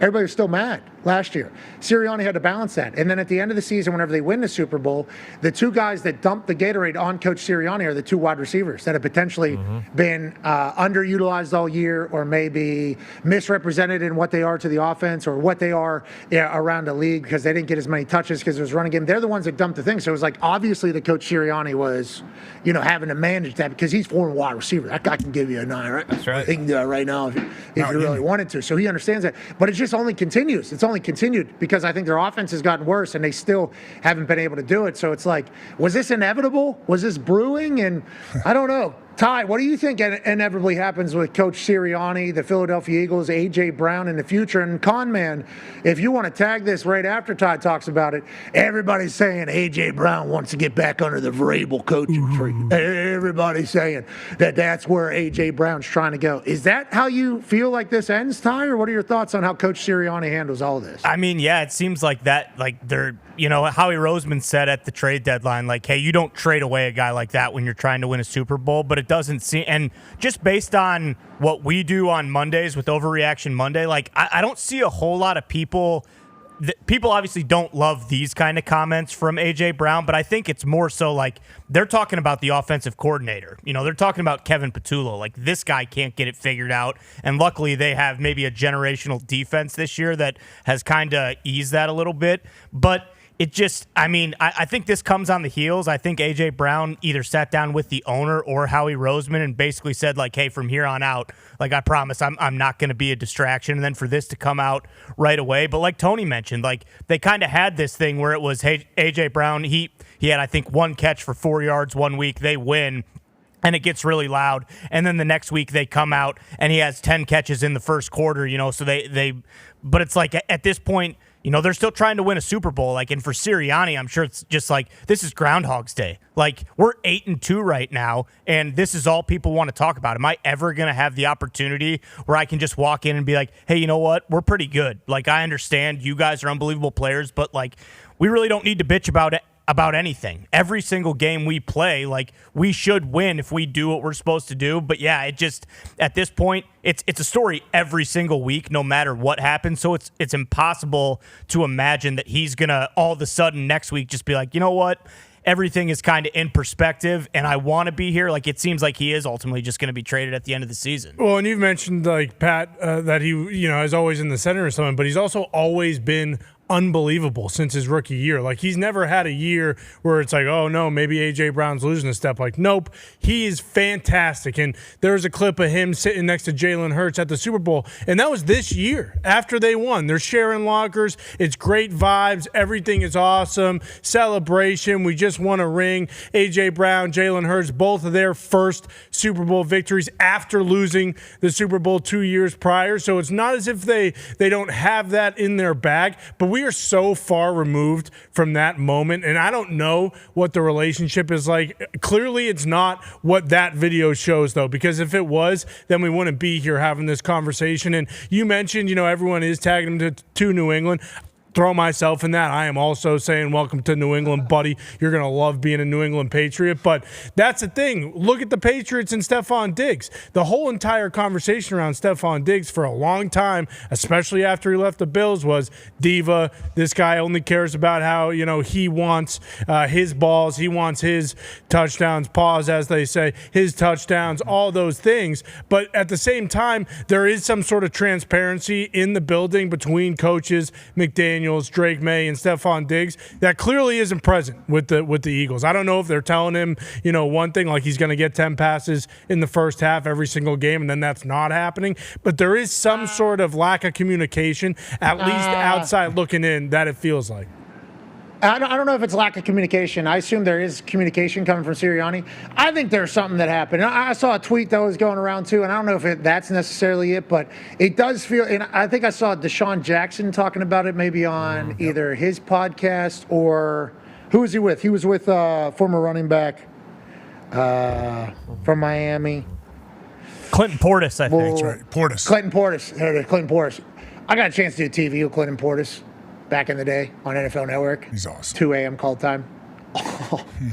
I laughed so hard at Clinton Portis so many times. Now, Clinton Portis got caught up in some stuff. I'm happy to see him back. Clinton Portis is very good to me and very hilarious. Him talking to Deshaun Jackson. Deshaun Jackson was like, feels like something happened here. This feels like a personal relationship. The personal relationship could be kind of ruined from numerous different things. Maybe not getting the ball on a regular basis when you think you're open, but also with a locker room, AJ, these are humans interacting with humans. And Jason Kelsey talked about it on a morning show over there in Philadelphia about him and Lane Johnson getting into it so bad and actually not even talking to each other. And they would consider each other best friends. He talked about how Stoutland, obviously the offensive line coach, is like Jason Kelsey's second father, aside from Ed. And he got into it with him. It's like football brings out a lot of emotions, and there's a lot of pride, and there's obviously a lot of confidence and a lot of success and a lot of alphas. It's like, is that manageable in the middle of a season for this team? It seems louder than last year even, AJ. Yeah, it does seem louder than last year. And if you're a receiver, your whole life depends on your quarterback, though. Like, you can run the best routes in the world. You can be open every single play. If they don't get it to you, then people don't know what's going on other than your coaches go, hey, man, don't worry. Keep working. I see you. I see you getting open. We'll get you the ball. Like, I don't know. This is going to happen as long as football is around, which is hopefully forever. We know that. Like, we're receivers and people are going to want the ball. If I don't get the ball enough, I want the ball. But the thing is, the Eagles are winning games. That's why the Eagles are their own, like, special world. They're favorites to win the Super Bowl. Yeah, they win, but they have all these issues that, like, I don't even want to call them issues, but they have noise around them. Distractions, noise around them. Distractions. Yeah. If you get labeled a distraction in the NFL, you don't get a job. Yep. Okay, like that is literally what it is, because NFL teams don't want a distraction. Now, granted, if you're really, really, really good, you can have a job for a while, but eventually your play drops one notch. See ya. Yeah, be who you can afford to be, for sure. But if you get labeled a distraction because of how many distractions there already are and how hard it is to win an NFL game, it's like they're trying to eliminate distractions at all times. That is literally what coaches and buildings are trying to do. Scared to death to add a distraction. And then the Eagles are just like one constant distraction and somehow get on the field and win. I don't know. Yeah. They're defying football. They're defying professional football with how they're doing it.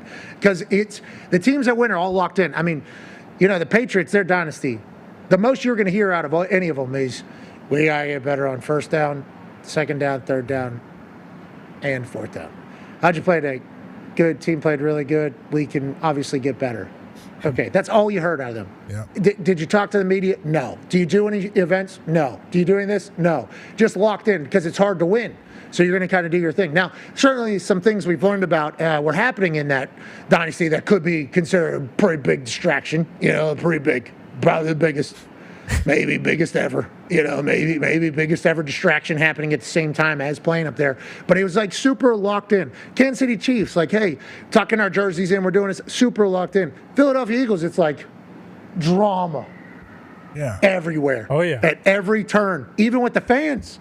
Fans drama. We hate it. He's talking to us. We hate it. We don't like they win a Super Bowl that year. It's like, I don't know how they do it. Honestly, I have no idea. Maybe they get bored. Maybe you get bored. Some people like to live, like, not in chaos, but they like to have a little activity around them, Maybe that's just what keeps them alive, keeps them moving and then not get, it might just be boring if they went about their business and there's never any noise around them.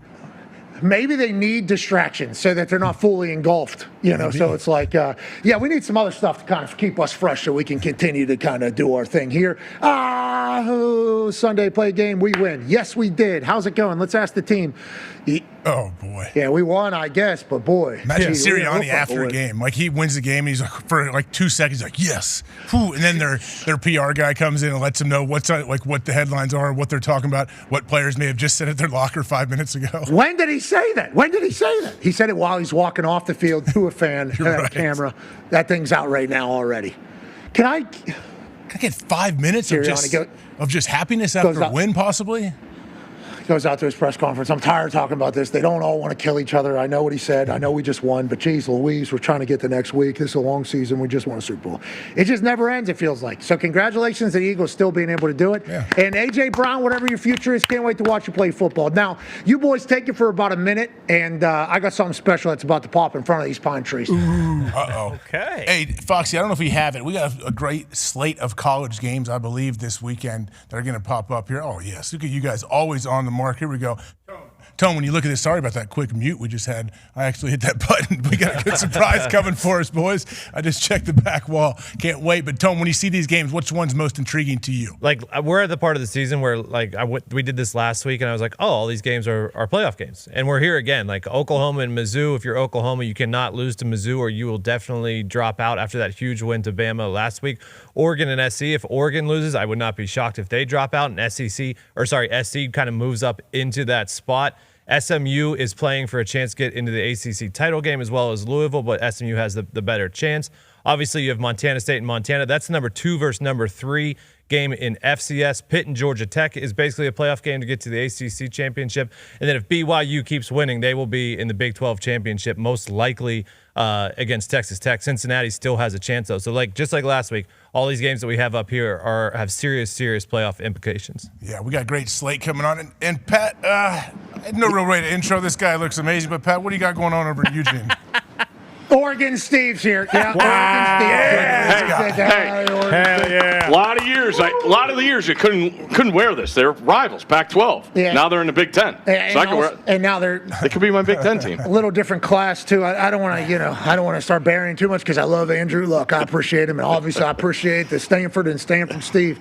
You guys kind of asked Oregon, very, very good. Correct. Obviously, this place is spectacular. You've talked about this being an incredible home environment. Yeah. I haven't had a chance to experience. I was going to stay for the Indiana-Oregon game. Then I pick Indiana, and the way that I do, I go, probably shouldn't just utilize the sideline passes here this time, and I get out of here. You love this place as a home field advantage. What do you think about tomorrow in USC? I think it's a super matchup because we got to see what Oregon's pass defense brings to the table, Pat. They've only played teams in the hundreds in pass offense the last month, and the last time we saw them here, Indiana threw the ball effectively against them. Now they had Mendoza, and this pass offense for SC is their strength. So to me, it's all about how Oregon can defend the pass. Now, I will say with USC, when you mentioned Stanford, when Stanford had success against Oregon teams, they matched them up front. Indiana matched them up front. Everybody talks about the skill guys with Oregon, but you got to beat them on the line of scrimmage on both sides. And does SC have that? This is their best chance since Lincoln Riley took over the job at USC. That's a really cool jacket. That is a really cool jacket. Kenny and the boys in the equipment room. Do you see that? How do they do the swoosh? Is that the Grateful Duck? Oh. It is the Grateful Duck. You look utter side. Utter one. Yeah, the utter one. Side. You have an utter sleeve. That's the utter sleeve, not to be confused with the utter sleeve. You talk about Oregon's physicality. I think Dan Lanning loves that. We talked about him last hour, and he said, "I want my team to be known to be relentless," and can't wait to watch that. Obviously, last time we were here, not good for them. No, not good. Crowd was not even a factor. But on that note, crowd tomorrow morning, game day. Oh, they're ready. Crazy. They love us. They love us. It's a different breed here. The way they could do staying out Friday night, coinciding with being awake for our show, then go take a quick nap-a-roo, and then come back for the game and be ready to go. Okay, I love that we're doing it, and every time I watched an Oregon show game day, I felt envious of the people that were there because how special it was. Every time I've been part of an Oregon game day, it's been a spectacular vibe. Just, you're 6 a.m. out there, and the place is, hey. I mean, it is wide awake, and it's special. It's a special And it's so much better now. When we first started coming here, we did this right out here. Or no, over there. On the other side of the other end zone. But that was the best. That asked a lot for the students to come over. Now we're right in the middle of campus. They'll be ready to rock. Yeah, I cannot wait to see them. This place is special. Tone has a question for you back in the Thunderdome. Steve? Yeah, I do, Steve. I agree with you everything about that game. Oregon obviously being the number one pass defense, but they haven't really played anyone yet. But I wanted to take you down to Oklahoma and Mizzou. Obviously, Oklahoma gets the big win last week, even though they're outgained by 200 yards. They only went for 200 yards. Their offense has not looked good at all. Is there any chance Mizzou can get them, though, without Pribula? Because I know the freshman hasn't been great, and Oklahoma's defense is going to throw a ton if it's the freshman going. But can Mizzou, do they have a chance if Pribula goes, or do you think they have a chance either way? I think they need Pribula with what that brings to the table. You two just pronounced that differently, Yes, so we did. figure it out. He's right. Pribula. He's definitely Pribula. right. Okay, well, Tone said Pribula. Pribula? No, I said Pribula. I said Pribula. Okay. Yeah, Okay. Pribula. Okay, yeah. We got it. Whatever the case. Let's show some respect. They need him. But the issue is an ankle. And going against that offense, you're going to need to go 100 miles an hour, and can he sustain that? The issue I have with Missouri is when they have played the upper echelon teams in college football in the SEC, they haven't fared great. Where we got here? Ahmad was 52 yards. 52 against Alabama, and then nothing against the other top 10 defense they faced. So it's an uphill battle. I mean, Oklahoma's defense, what they did to Ty Simpson last week, 240 yards in the first half, held him to 80. They get the pick in the end zone. They get the pick six. Just an opportune deal. But those are two monster wins for Oklahoma. Actually, they should have been a 7. They should have been at Oregon. Okay. No offense. Before you start diving into that, Yeah. AJ actually has a question for you. Yes, Stanford Steve / Oregon Steve. I'm not sure how to address you right now, but what do you think of this? When you look at the board here for the college football playoffs, what do you disagree with? Do you have any big issues with what's going on here? Yeah, my issue is 7 to 10. I would have Oklahoma at 7, Oregon below Alabama. I would have Alabama at 8, and then Oregon, Notre Dame 9, 10, whatever way you want to do that. When you look at Alabama's resume, 4 top 25 wins. How am I thinking? Oregon. You got it. Oregon, Minnesota, and Iowa are the only teams over 500 in FBS that they've beaten. That Iowa team's a good football team. They are good. That was a hell of a they game. are good.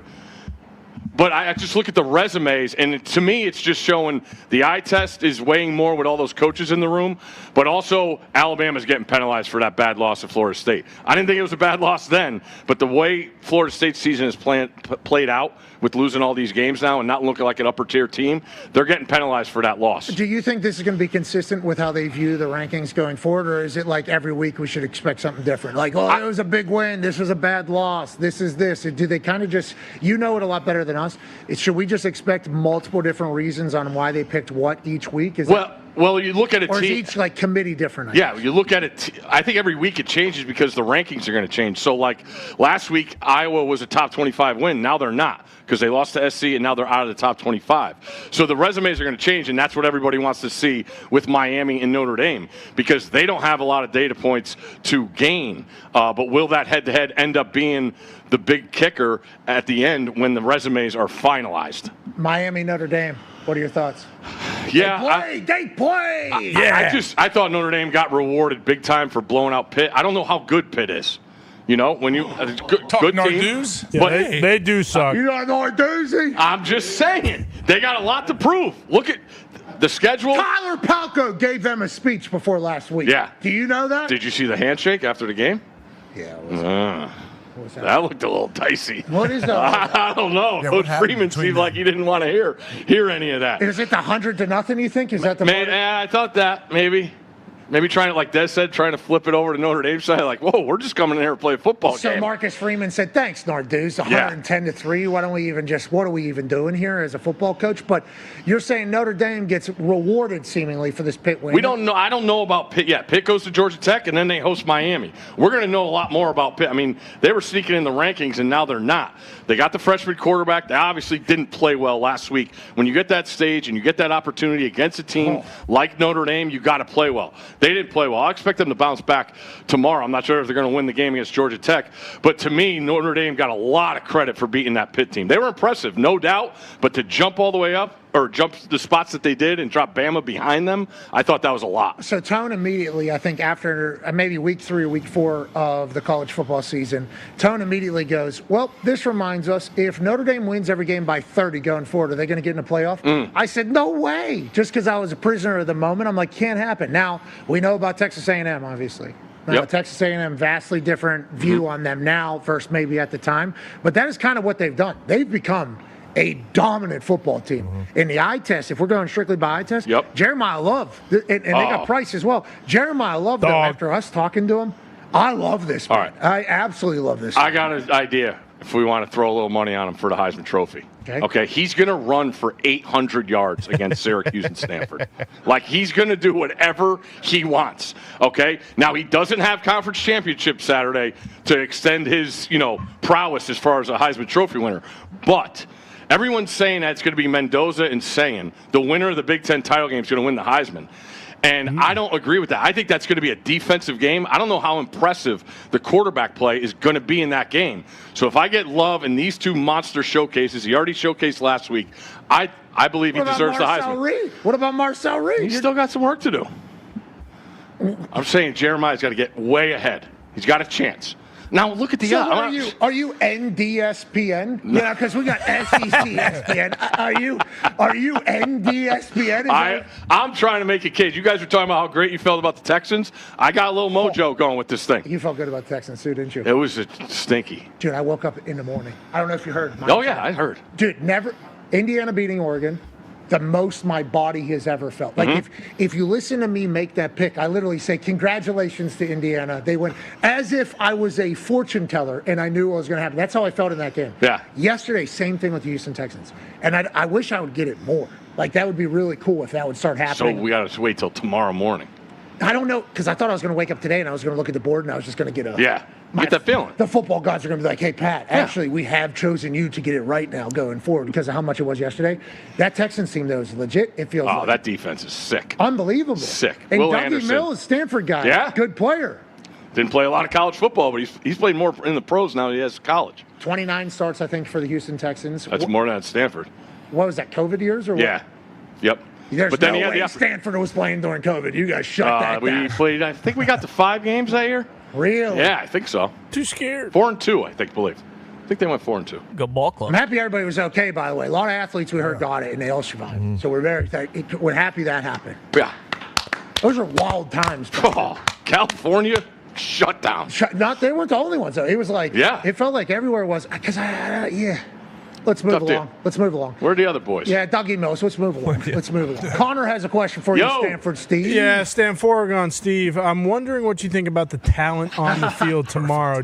How many GMs, how many NFL scouts do you expect there? Just because it seems as though there's a lot of first-round picks. I mean, Mekhi Lemon over there for USC. I know some teams who might want a young rookie wide receiver are kind of eyeing him. And then, I mean, Dante Moore. He's going to be a top 10, top 3 quarterback probably. What do you expect as far as skill?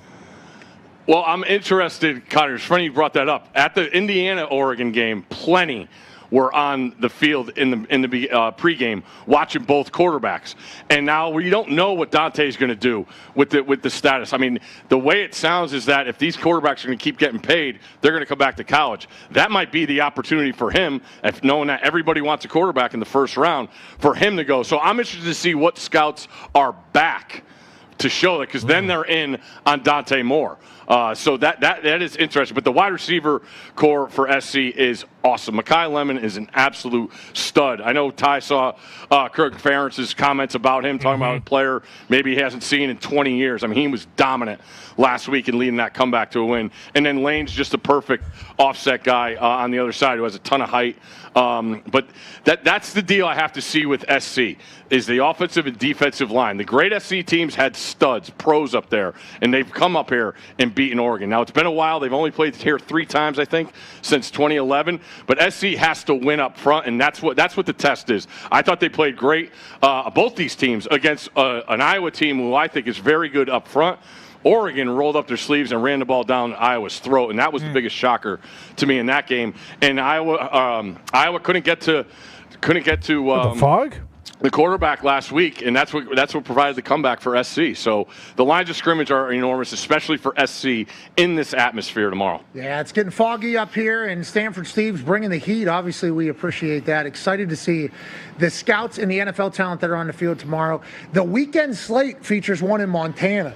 that I thought we were going to head to. The highest these two have ever been ranked while facing each other. 124th time they'll be playing. Montana State takes on Montana. Not in Bozeman, in Missoula. Yes. And we could have been there. Yep. Obviously, we don't make the decision. Looks like I'm not Steve going to does say who with makes that the jacket. decision. Yeah, Steve won Yeah. the Grateful Oh, Dogs guy. jacket. Yeah, look at that. Oh. I'll get the free jacket. I'm 0 for 11. On guessing? Yeah. On where we were headed? Yeah. So you don't want any of me. At some point, you should have got one right. No, I think I'm going back. I'm like, wow, that's wrong. Wrong. Yeah. So just know that we all feel the same way, though. No on doubt. the show, we do not the make backdrop the there in Missoula Yes. would have been incredible. What do you think about that game? Montana What do we State's know? a favorite in Missoula. That was pretty eye-opening. I caught a little Montana State last week against UC Davis. Good ball club. Yeah, what style of play does Montana State have? Stanford A little State? wide open, quarterback, mobile, a lot of ride at the side, RPO game. What about Montana? What's Montana's bigger, physical. Oh, it's going to be cold. We know that last time we were No there. sleeves. Those guys don't like wearing sleeves No, either. yeah, it's because they got to showcase that they're tough. That's what they got to do. Yeah. They could have the old AstroTurf up there. You don't know. All right, question of the week is a coach that's in Ole Miss. Yeah. Now, Theo Vaughn just told a story about experiencing Oxford with Lane Kiffin. Mm-hmm. Talks about he went to yoga with him. 6 a.m. yoga, non-negotiable for Lane Kiffin in this new life that he's living. He's in there every single day. I have happened to have received some text messages before going in there from Lane. My relationship with Lane at this point is pretty hilarious. FaceTime only. FaceTime, it's very random. It's not like every day. This is like a patchy, I would say, relationship in text message. Theo Vaughn talked about him in the middle of this yoga, 6 a.m. yoga, about how he's actually not the coach, the yoga teacher, whatever it's called, the yogi, but he'll go around and motivate some of the people that are in the yoga class. And if it's a little quiet, Theo Vaughn says, he's dribbling a golf ball in there to add a little accent noises to the 6 a.m. yoga. Lane Kiffin seemingly loves his life at Ole Miss. They are rolling. Everybody thinking, obviously, going to the college football playoff. Who knows? They're selling that place out. They're celebrating. Belt to ass is becoming their thing. BTA is like becoming their thing. I know, obviously, Mississippi State, the Bulldogs have the cowbells. They're getting the belts. Like, they're developing, like, a lot of tradition. I'll take a belt against a cowbell. Cowbell, though, guaranteed sound. Yeah, the watch belt, it. You got to really do well with the belt. You know, yeah, because you can't miss that. You can squeeze it and it doesn't make a massive sound, and so that's a big deal, obviously, on getting the sound and getting everybody in unison. But like Lane Kiffin, legitimately could become king there, like statue, just like Saban almost at Alabama. Ty has a question for you about all of that. Yeah, Steve, what do you think is ultimately going to happen with this? Connor was looking at some of the Ole Miss message boards before the show, and he was saying how, a lot of people are speculating that LSU and Florida boosters are basically flying private flights over Oxford to really rile up the fan base, make them think that something maybe is happening that's not. I think a lot of people at this point are kind of assuming, like, hey, we don't know if a contract extension was offered. So if that's the case, like, is he gone? He's going to play out this season, but he kind of knows that maybe he will leave for LSU or Florida. The longer this takes, it kind of does seem like there's a good chance that he is going to leave. Where do you sit with this whole thing right now, and what do you think's ultimately going to happen? It's a lot. I thought Coach Saban has done a great job of explaining how this window and the calendar is just brutal for this and guys trying to make decisions. And when you're talking about families involved and the whole deal, I tend to think that Lane sends his family ahead to Baton Rouge to get a tour, and that purple sells on people. Then you hear the idea that LSU would be in agreement that Coach O would come back and be part of Lane's staff. That thing has seriously cooking right there. Yeah, but purple. Who's saying any of these things? Who's saying any people? Of these? Yeah, I know Anyone that. credible? But that's what I'm saying. And also, go ahead. I thought there was some deals where there was scenes of the family in Baton Rouge. Okay, so on that note, Baton Rouge, isn't she dating? Isn't a member of the family dating? Weeks. Yeah, weeks. Yeah. So we would assume family has been to Baton Rouge. Okay. Right? We would assume that is the case. Now, Gainesville, if there is trips being made, It is fascinating with the family dynamic. Like maybe there has to be like, let's go check it out type thing. Because I know the internet was sleuthing all that stuff, and you can track planes, and I don't love that at all. It's actually a very scary situation. But I understand. Hey, we're allowed to have information on everybody about everything. I completely agree with that. But it's like, wow. I know in the history of ball, you leave Ole Miss to go to Florida or to LSU. But it's like, man, you got it. 10 wins, 3 straight seasons. Yeah. 6 a.m. yoga. I think the rest of his days are pretty good, too. Pretty good. And they got yoga in Baton Rouge and Gainesville. Right? Is he dribbling a golf ball around it at 6 a.m.? Is he walking around motivating everybody at 6 a.m.? That's how comfortable he is at his 6 a.m. yoga class, let alone everything else in his life. And it's like, is the money different? I guess that's a question we should ask you. Is LSU, Florida money different? Yeah, who's going to make him not be able to say no? That's what it sounds like it's going to come down to. And now it sounds like Ole Miss is going to try and do that this weekend, even though he denied it. Oh, did he? On your show. Well, he said they didn't make him have an ultimatum. I didn't know if there was a contract offer already. You know, that changes everything. Crazy situation that he's just in the middle of, and every other decision kind of waits on what he does. So I think you got a lot of pressure from other agents and other coaches and other ADs and other presidents and governors potentially in some states that would like an answer now because it helps them and benefits them. I wonder how much of it's like actually real, you know, because he said I was not given an ultimatum, and it doesn't sound like he's thinking I need to make an answer now, but the Ole Miss fans are like, it might not be real, but we're hearing what everybody else is saying. We want an answer now. And like you talked about, in the midst of this, an unbelievable season, 1 loss, you know, still has a monster game against his rival. Yeah, like they've waited that. This is the cusp of the whole run. This is why you hired Lanning to take you to this place. And with all that going on amidst all these talks, it makes for mayhem. It does make for mayhem. Hey, blame the calendar. Yeah, transfer portal, middle of college football playoff run. You would think next place would want transfer portal if Lane was going somewhere. And also, he is transfer portal king. TPK. Ferris State guy right now running wild. Name was Trinidad. Now it's just win at that because all he does is win, win, win no matter what. And that seems like Lane Kiffin's story too. Will it remain in Ole Miss with a skyline potentially being built alongside of his success? Or does he head somewhere else that certainly has other opportunities and options? I don't know. As somebody that is not the closest with Lane but can text Lane, I'm almost like, brother, life is okay right now. And that, to your point, I watched his doc. Life being okay now, I think, is a big part of it, right? Like he made that known. Yes, exactly. Like, but the idea how he's done this with just violating the transfer portal. When you go back to Florida or an LSU, it's more of a homegrown deal. Like, does he really want to go back to sitting in living rooms, recruiting guys? Because that's how you build that thing. You get players from in your state, not necessarily Ole Miss, where he's just firing away. I mean, Charlie Weiss Jr. talked about seeing Trinidad on film. It was like, call him. And look at save their season. Now, granted, you have to do that again and again and again. That's what I'm saying. Does that get old, or is recruiting get like? You know what I'm saying? There's 2 different styles to this. It seems like the recruiting thing is going away, but like you see Coach Lanning with what he's done. We appreciate the hell out of you. Hey, here's the Week 12 slate that we're about to pick. Oh, any of these ones we like? I love the Steelers this week. Okay. If Tone was playing quarterback, I'd take the Steelers and the under in that game. I'll take that as a compliment. Like the Steelers in the under. Tone didn't really spin it. It sounded like you were maybe taking a shot at him, like Herbie was taking a shot at Ty yesterday. Did you see that yesterday? Ty, I got you, bro. Hey, thank you. Thank you, Steve. I love you. All right. Yeah. Come on. Ty can hit bombs, dude. People forget about that. All right, Steve, we appreciate you. Ladies and gentlemen, watch out for the Chiefs. Just saying. Watch out for the Chiefs. Uh-oh. Get out. Take that handshake back. Yeah. Nope. Take it back, quick. All right.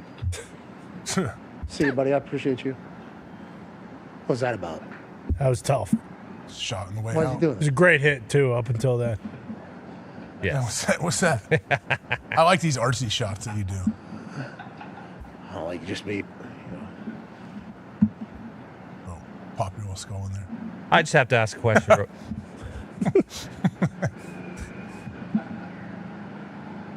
Yeah, he left his phone, Steve. Steve, we showcase the back of that. Oh, no. You need to get out of here because what can you showcase the back of that? Ooh, you see that? See it. What Look does at it the back say? of this.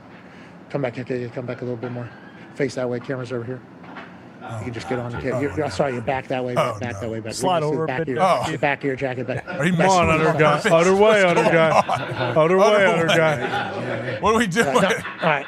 We never got it. We still never got it. He's gone. Is he serious? All right, see you, Steve. Serious? That's classic Utter guy. It is. Jerry Garcia designed that thing? Question: did he have to sprint up a 700 flights of steps before he got to the hit, or? Jeez. Mike Fenn just collapsed, too, after the entire performance we just saw there. Yeah, I mean, we're up here on, I don't know the exact location. Ben? Yeah. But also, he's been on the road, 11 weeks, 12 weeks. He's home how many days? 1 a week, I think. Stanford Steve is home like 1 or 2 days a week. He's living life like an old school professional wrestler. I respect it. I do. I really respect it. All right, let's make these picks. AJ, in that business and in this business, you got to do these types of things. Houston Texans cover last night, thank God, and get the outright win. Holy hell, look at this right now. Look at this right now. Oh, wow. Man. It's changed like 9 times over the course of the last hour and a half. That's what you dream of. Yeah, I'm up here in Eugene. Look at it, how beautiful this place is. You gonna climb in those mountains? Absolutely beautiful. I'll tell you what, you won't need to climb those mountains to get to that altitude, brother. I'm already there. There is a couple shops with local laws all around where I'm staying, and we will certainly enjoy that and finish it before getting back to Indiana, where it is not legal. Of course, we live and die by those rules because we enjoy freedom and life, and we are certainly enjoying that here in Oregon. The Houston Texans getting 6 points yesterday, or 5.5, wouldn't have mattered. They cover. Let's go to the New York Football Giants with Jameis Winston as their quarterback, traveling to Detroit to take on the Lions. Lions favored by 10. AJ, who do you like? How do you like it? 10 points seems like a bunch. Jackson Dart is out, so we got J-Mo playing. Give me the Lions -10. Laporta did get surgery today, and he will be not out for the season for sure yet, but it's going to be tough for him to get back. If you guys would like to know what the sportsbooks think of Jackson Dart and Jameis Winston since the Jackson Dart news, the line has shot up to 12.5 or 13. Wow. Jackson Dart's worth 3 points? Apparently. Yep, and Kayvon Thibodeau and Adebo, our best corner, were also ruled out. So basically nobody's coming back. So if there was any optimism at all, it got extinguished this morning. That's awesome. Congrats, Foxy. Okay. Yeah, and to add up to all of this, the Lions, after a loss, 13-0 against the spread, boys. All right, I'll take the Lions as well. Jets, Baltimore Ravens. We see Lamar Jackson super pumped about being on Instagram Lives with Marlon Humphrey and such. They're favored by 13.5, taking on the Jets, who are going with T-Mobile as quarterback just because Coach Glenn wants to. AJ, who do you like? How do you like it? Man, I like the Ravens to win, but I do not like 13.5, so give me the Jets. I'll take the Ravens -13.5. Feels like it's some massive spreads this weekend. 13.5 going into Nashville, the Seattle Seahawks. 69% of the money is on the Seattle Seahawks. I'll take the Seattle Seahawks. AJ, you? Seattle Seahawks as well. You get them at 12.5. Bam. Perfect. We'll take them there. New England Patriots travel to Cincinnati. I show speed will be the ruler of the jungle. 73% of the bets are on the Patriots -6. Con man, what are we hearing? What are we learning? Kayshon Boutte, the deep ball threat for New England, he will be back. Still up in the air about Ramondre Stevenson. But aside from that, the real question of the game is who's starting at QB for the Bengals. They haven't said if Burrow is or not. He did take first-team reps yesterday. Flacco taking second-team reps. So kind of still up in the air there, but feel good either way just because the Bengals can't block anybody and they can't stop a cold. Okay, so it sounds like you love the Patriots. I love the Patriots as well. Give me the New England Patriots and Vrabel going into Cincinnati and covering 6. Can we get that at 5.5 maybe? No. 6 is actually I got the Patriots as well here, Pat. Okay, let's go to the Vikings, Green Bay Packers, the NFC North. Are they about to get a little bit of 9 on the Lambeau? Ty, your thoughts? Josh Jacobs, potentially a game-time decision. He basically said, hey, if it's up to me, I'm going to go. But we'll see that Flores defense against a Packers offensive line who's been kind of dog shite all year. So should be very interesting. Obviously, Josh Jacobs is the key here, though. Josh Jacobs, obviously don't love watching that last week. Jordan Love, fresh off a big-time play. Give me the Minnesota Vikings +6 in Green Bay, AJ. Okay, in Green Bay, give me the Packers at -6. Yeah, you sure, Pat? Pittsburgh. What? Just checking in. Just wasn't sure if you saw any of the memes going around on the internet or anything. Yeah, 1, 2, 3, 4, 5, 6, 7, 8, and 9. Yeah, give me that. Pittsburgh Steelers, Chicago Bears. Steve loves the Steelers and the under. Give me the Pittsburgh Steelers going into Chicago. I'll go the Chicago Bears. Give me the Chicago Bears -2. Give me the Pittsburgh. AJ, who do you like? I like the Steelers. Stanford Steve seems so passionate about this. I just want to let everyone know Aaron Rodgers is 24-5 against Chicago Bears, 64 touchdowns, 10 interceptions. All right. Okay, so I'll take Aaron Rodgers and the Pittsburgh Steelers in Chicago. Indianapolis Colts at the Chiefs. Colts are getting 3.5 and 58% of the bets. That's crazy. That is crazy that the Colts are getting 58% of the bets against the Chiefs and getting 3.5 points. I like the Colts. AJ, who do you like? I like the Colts as well. Oh, yes. Dan Jones, good to go. And Charvarius Ward Come off also the bye back. week, right? Yeah. Here we go. Yeah, don't love that he had a fibula coming off the bye week. I don't know what that even means. That's a big word. Don't like any of it with Daniel Jones. Jacksonville Jaguars, Arizona Cardinals. Liam Cohen favored by 3 heading into Arizona. They've been getting blown out because they've been starting terribly. Who do you like? How do you like it? I like the Jacksonville Jags. I think Trevor Lawrence has a day here, -2.5. Yeah. I will take it. I'll take them at 2.5 as well. Cleveland Browns playing the Las Vegas Raiders. Browns defense versus the Raiders offense. That might be over scoring in of itself. I like the Cleveland Browns getting 4 going into Las Vegas with Shedeur Sanders at the start. How about you, AJ? Yep, give me the Browns and Shedeur on this one. Philadelphia Eagles favored by 3.5. Crazy. Just somehow. And then on the other side, Dallas Cowboys. Crazy, everything that goes on in that place. This is the battle of controversy in the NFC East. Philadelphia Eagles taking on the Dallas Cowboys. Eagles favored by 3.5 going into Jerry World. AJ, who do you like? You know what? I like the Dallas Cowboys here. I think their defense is playing better than they were early, so I will take them here. Me too. Falcons Saints in the NFC South. Falcons getting 2.5 going into New Orleans. Give me them, AJ Hawk. With Absolutely. Kirk Cousins a quarterback? Falcons. Yeah. Give me the Falcons as well.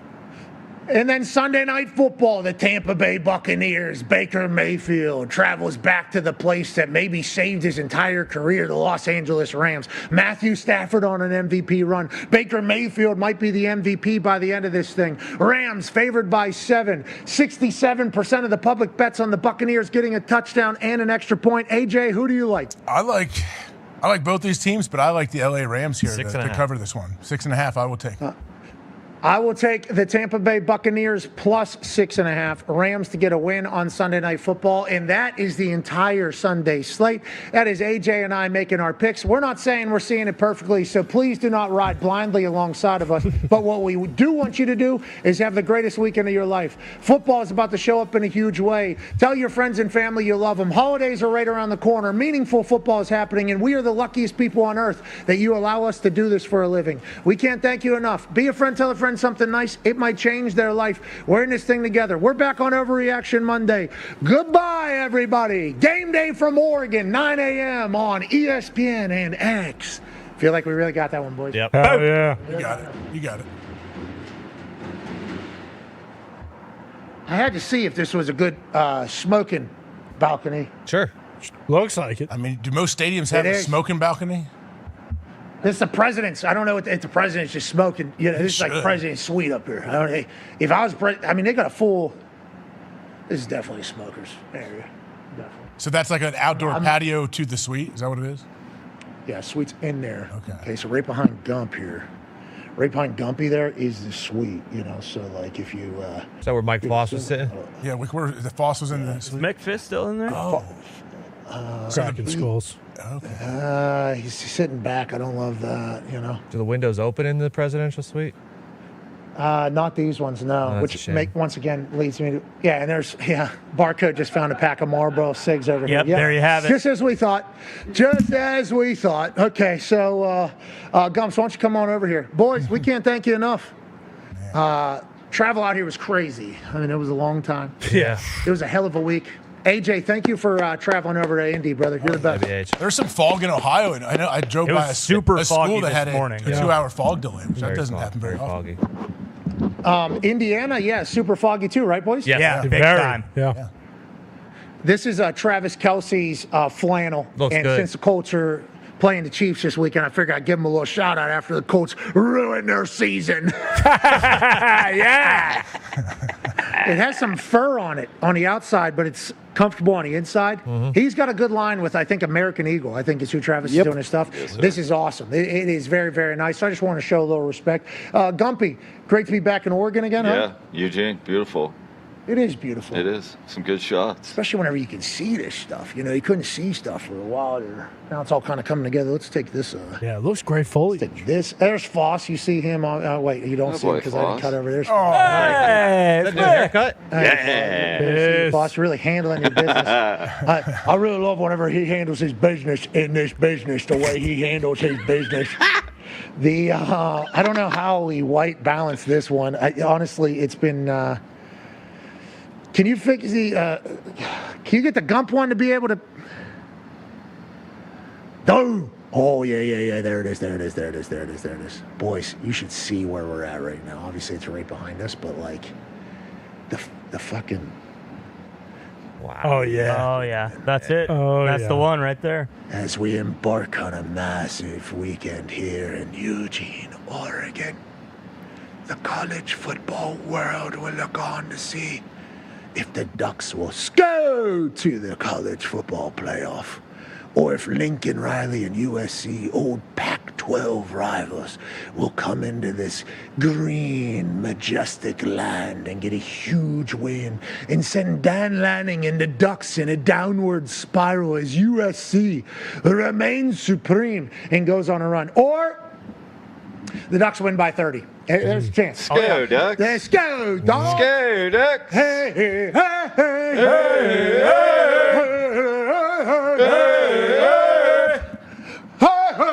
yeah, it's great vibes out here. Great vibes out here. I'm starting to get excited. Oh, you're starting to get excited. Yeah. All right. So Not a lot of sleep. are you wearing a toga, A lot of Pat? traveling. You wearing a toga tomorrow, or how's it work? Just the people coming to game day? Who's doing it? I think they're doing it for the game. So like the game stadium, day. like the whole stadium, or the students? I think they're trying to break a record, from my understanding. I think they're trying to have the world's largest toga bar. Toga. It's a good idea. Toga. Can't believe Stanford Steve's Heisman. That was crazy. Jeremiah Love. Yeah. He said in the Big Ten Championship, Sane and Fernando are going to play like shite. Yeah, we have a defensive battle. Yeah, that'll There will definitely be a happen. defensive battle. Yeah, but Matt Patricia hasn't had to see Fernando Mendoza yet. True. You know what I or mean? So it's Siggy. kind of thing. All right, we appreciate the hell out of you boys. Great work this week, boys, on the stage up there. Dude, bro. Behind the glass, great work, boys. Great work behind the glass, boys. Yeah.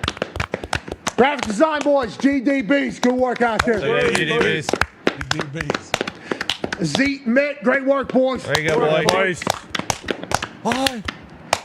Had a lot of new things this week at the Thunderdome. We're trying to enjoy it all. Obviously, we're incredibly lucky that football season is happening and we get to talk about it all season. Be a friend, tell a friend something nice that might change their life. We're in this thing together. Have the greatest weekend of all time. Oh, hell yeah. Yeah. Great time. Money. Oh, that was Great unbelievable. timing. Team on me, team on three. Wow. Yes. Hell yeah. That's fine. I couldn't have said it better than my fucking self. Team on three. 1, 2, 3. Team. Goodbye.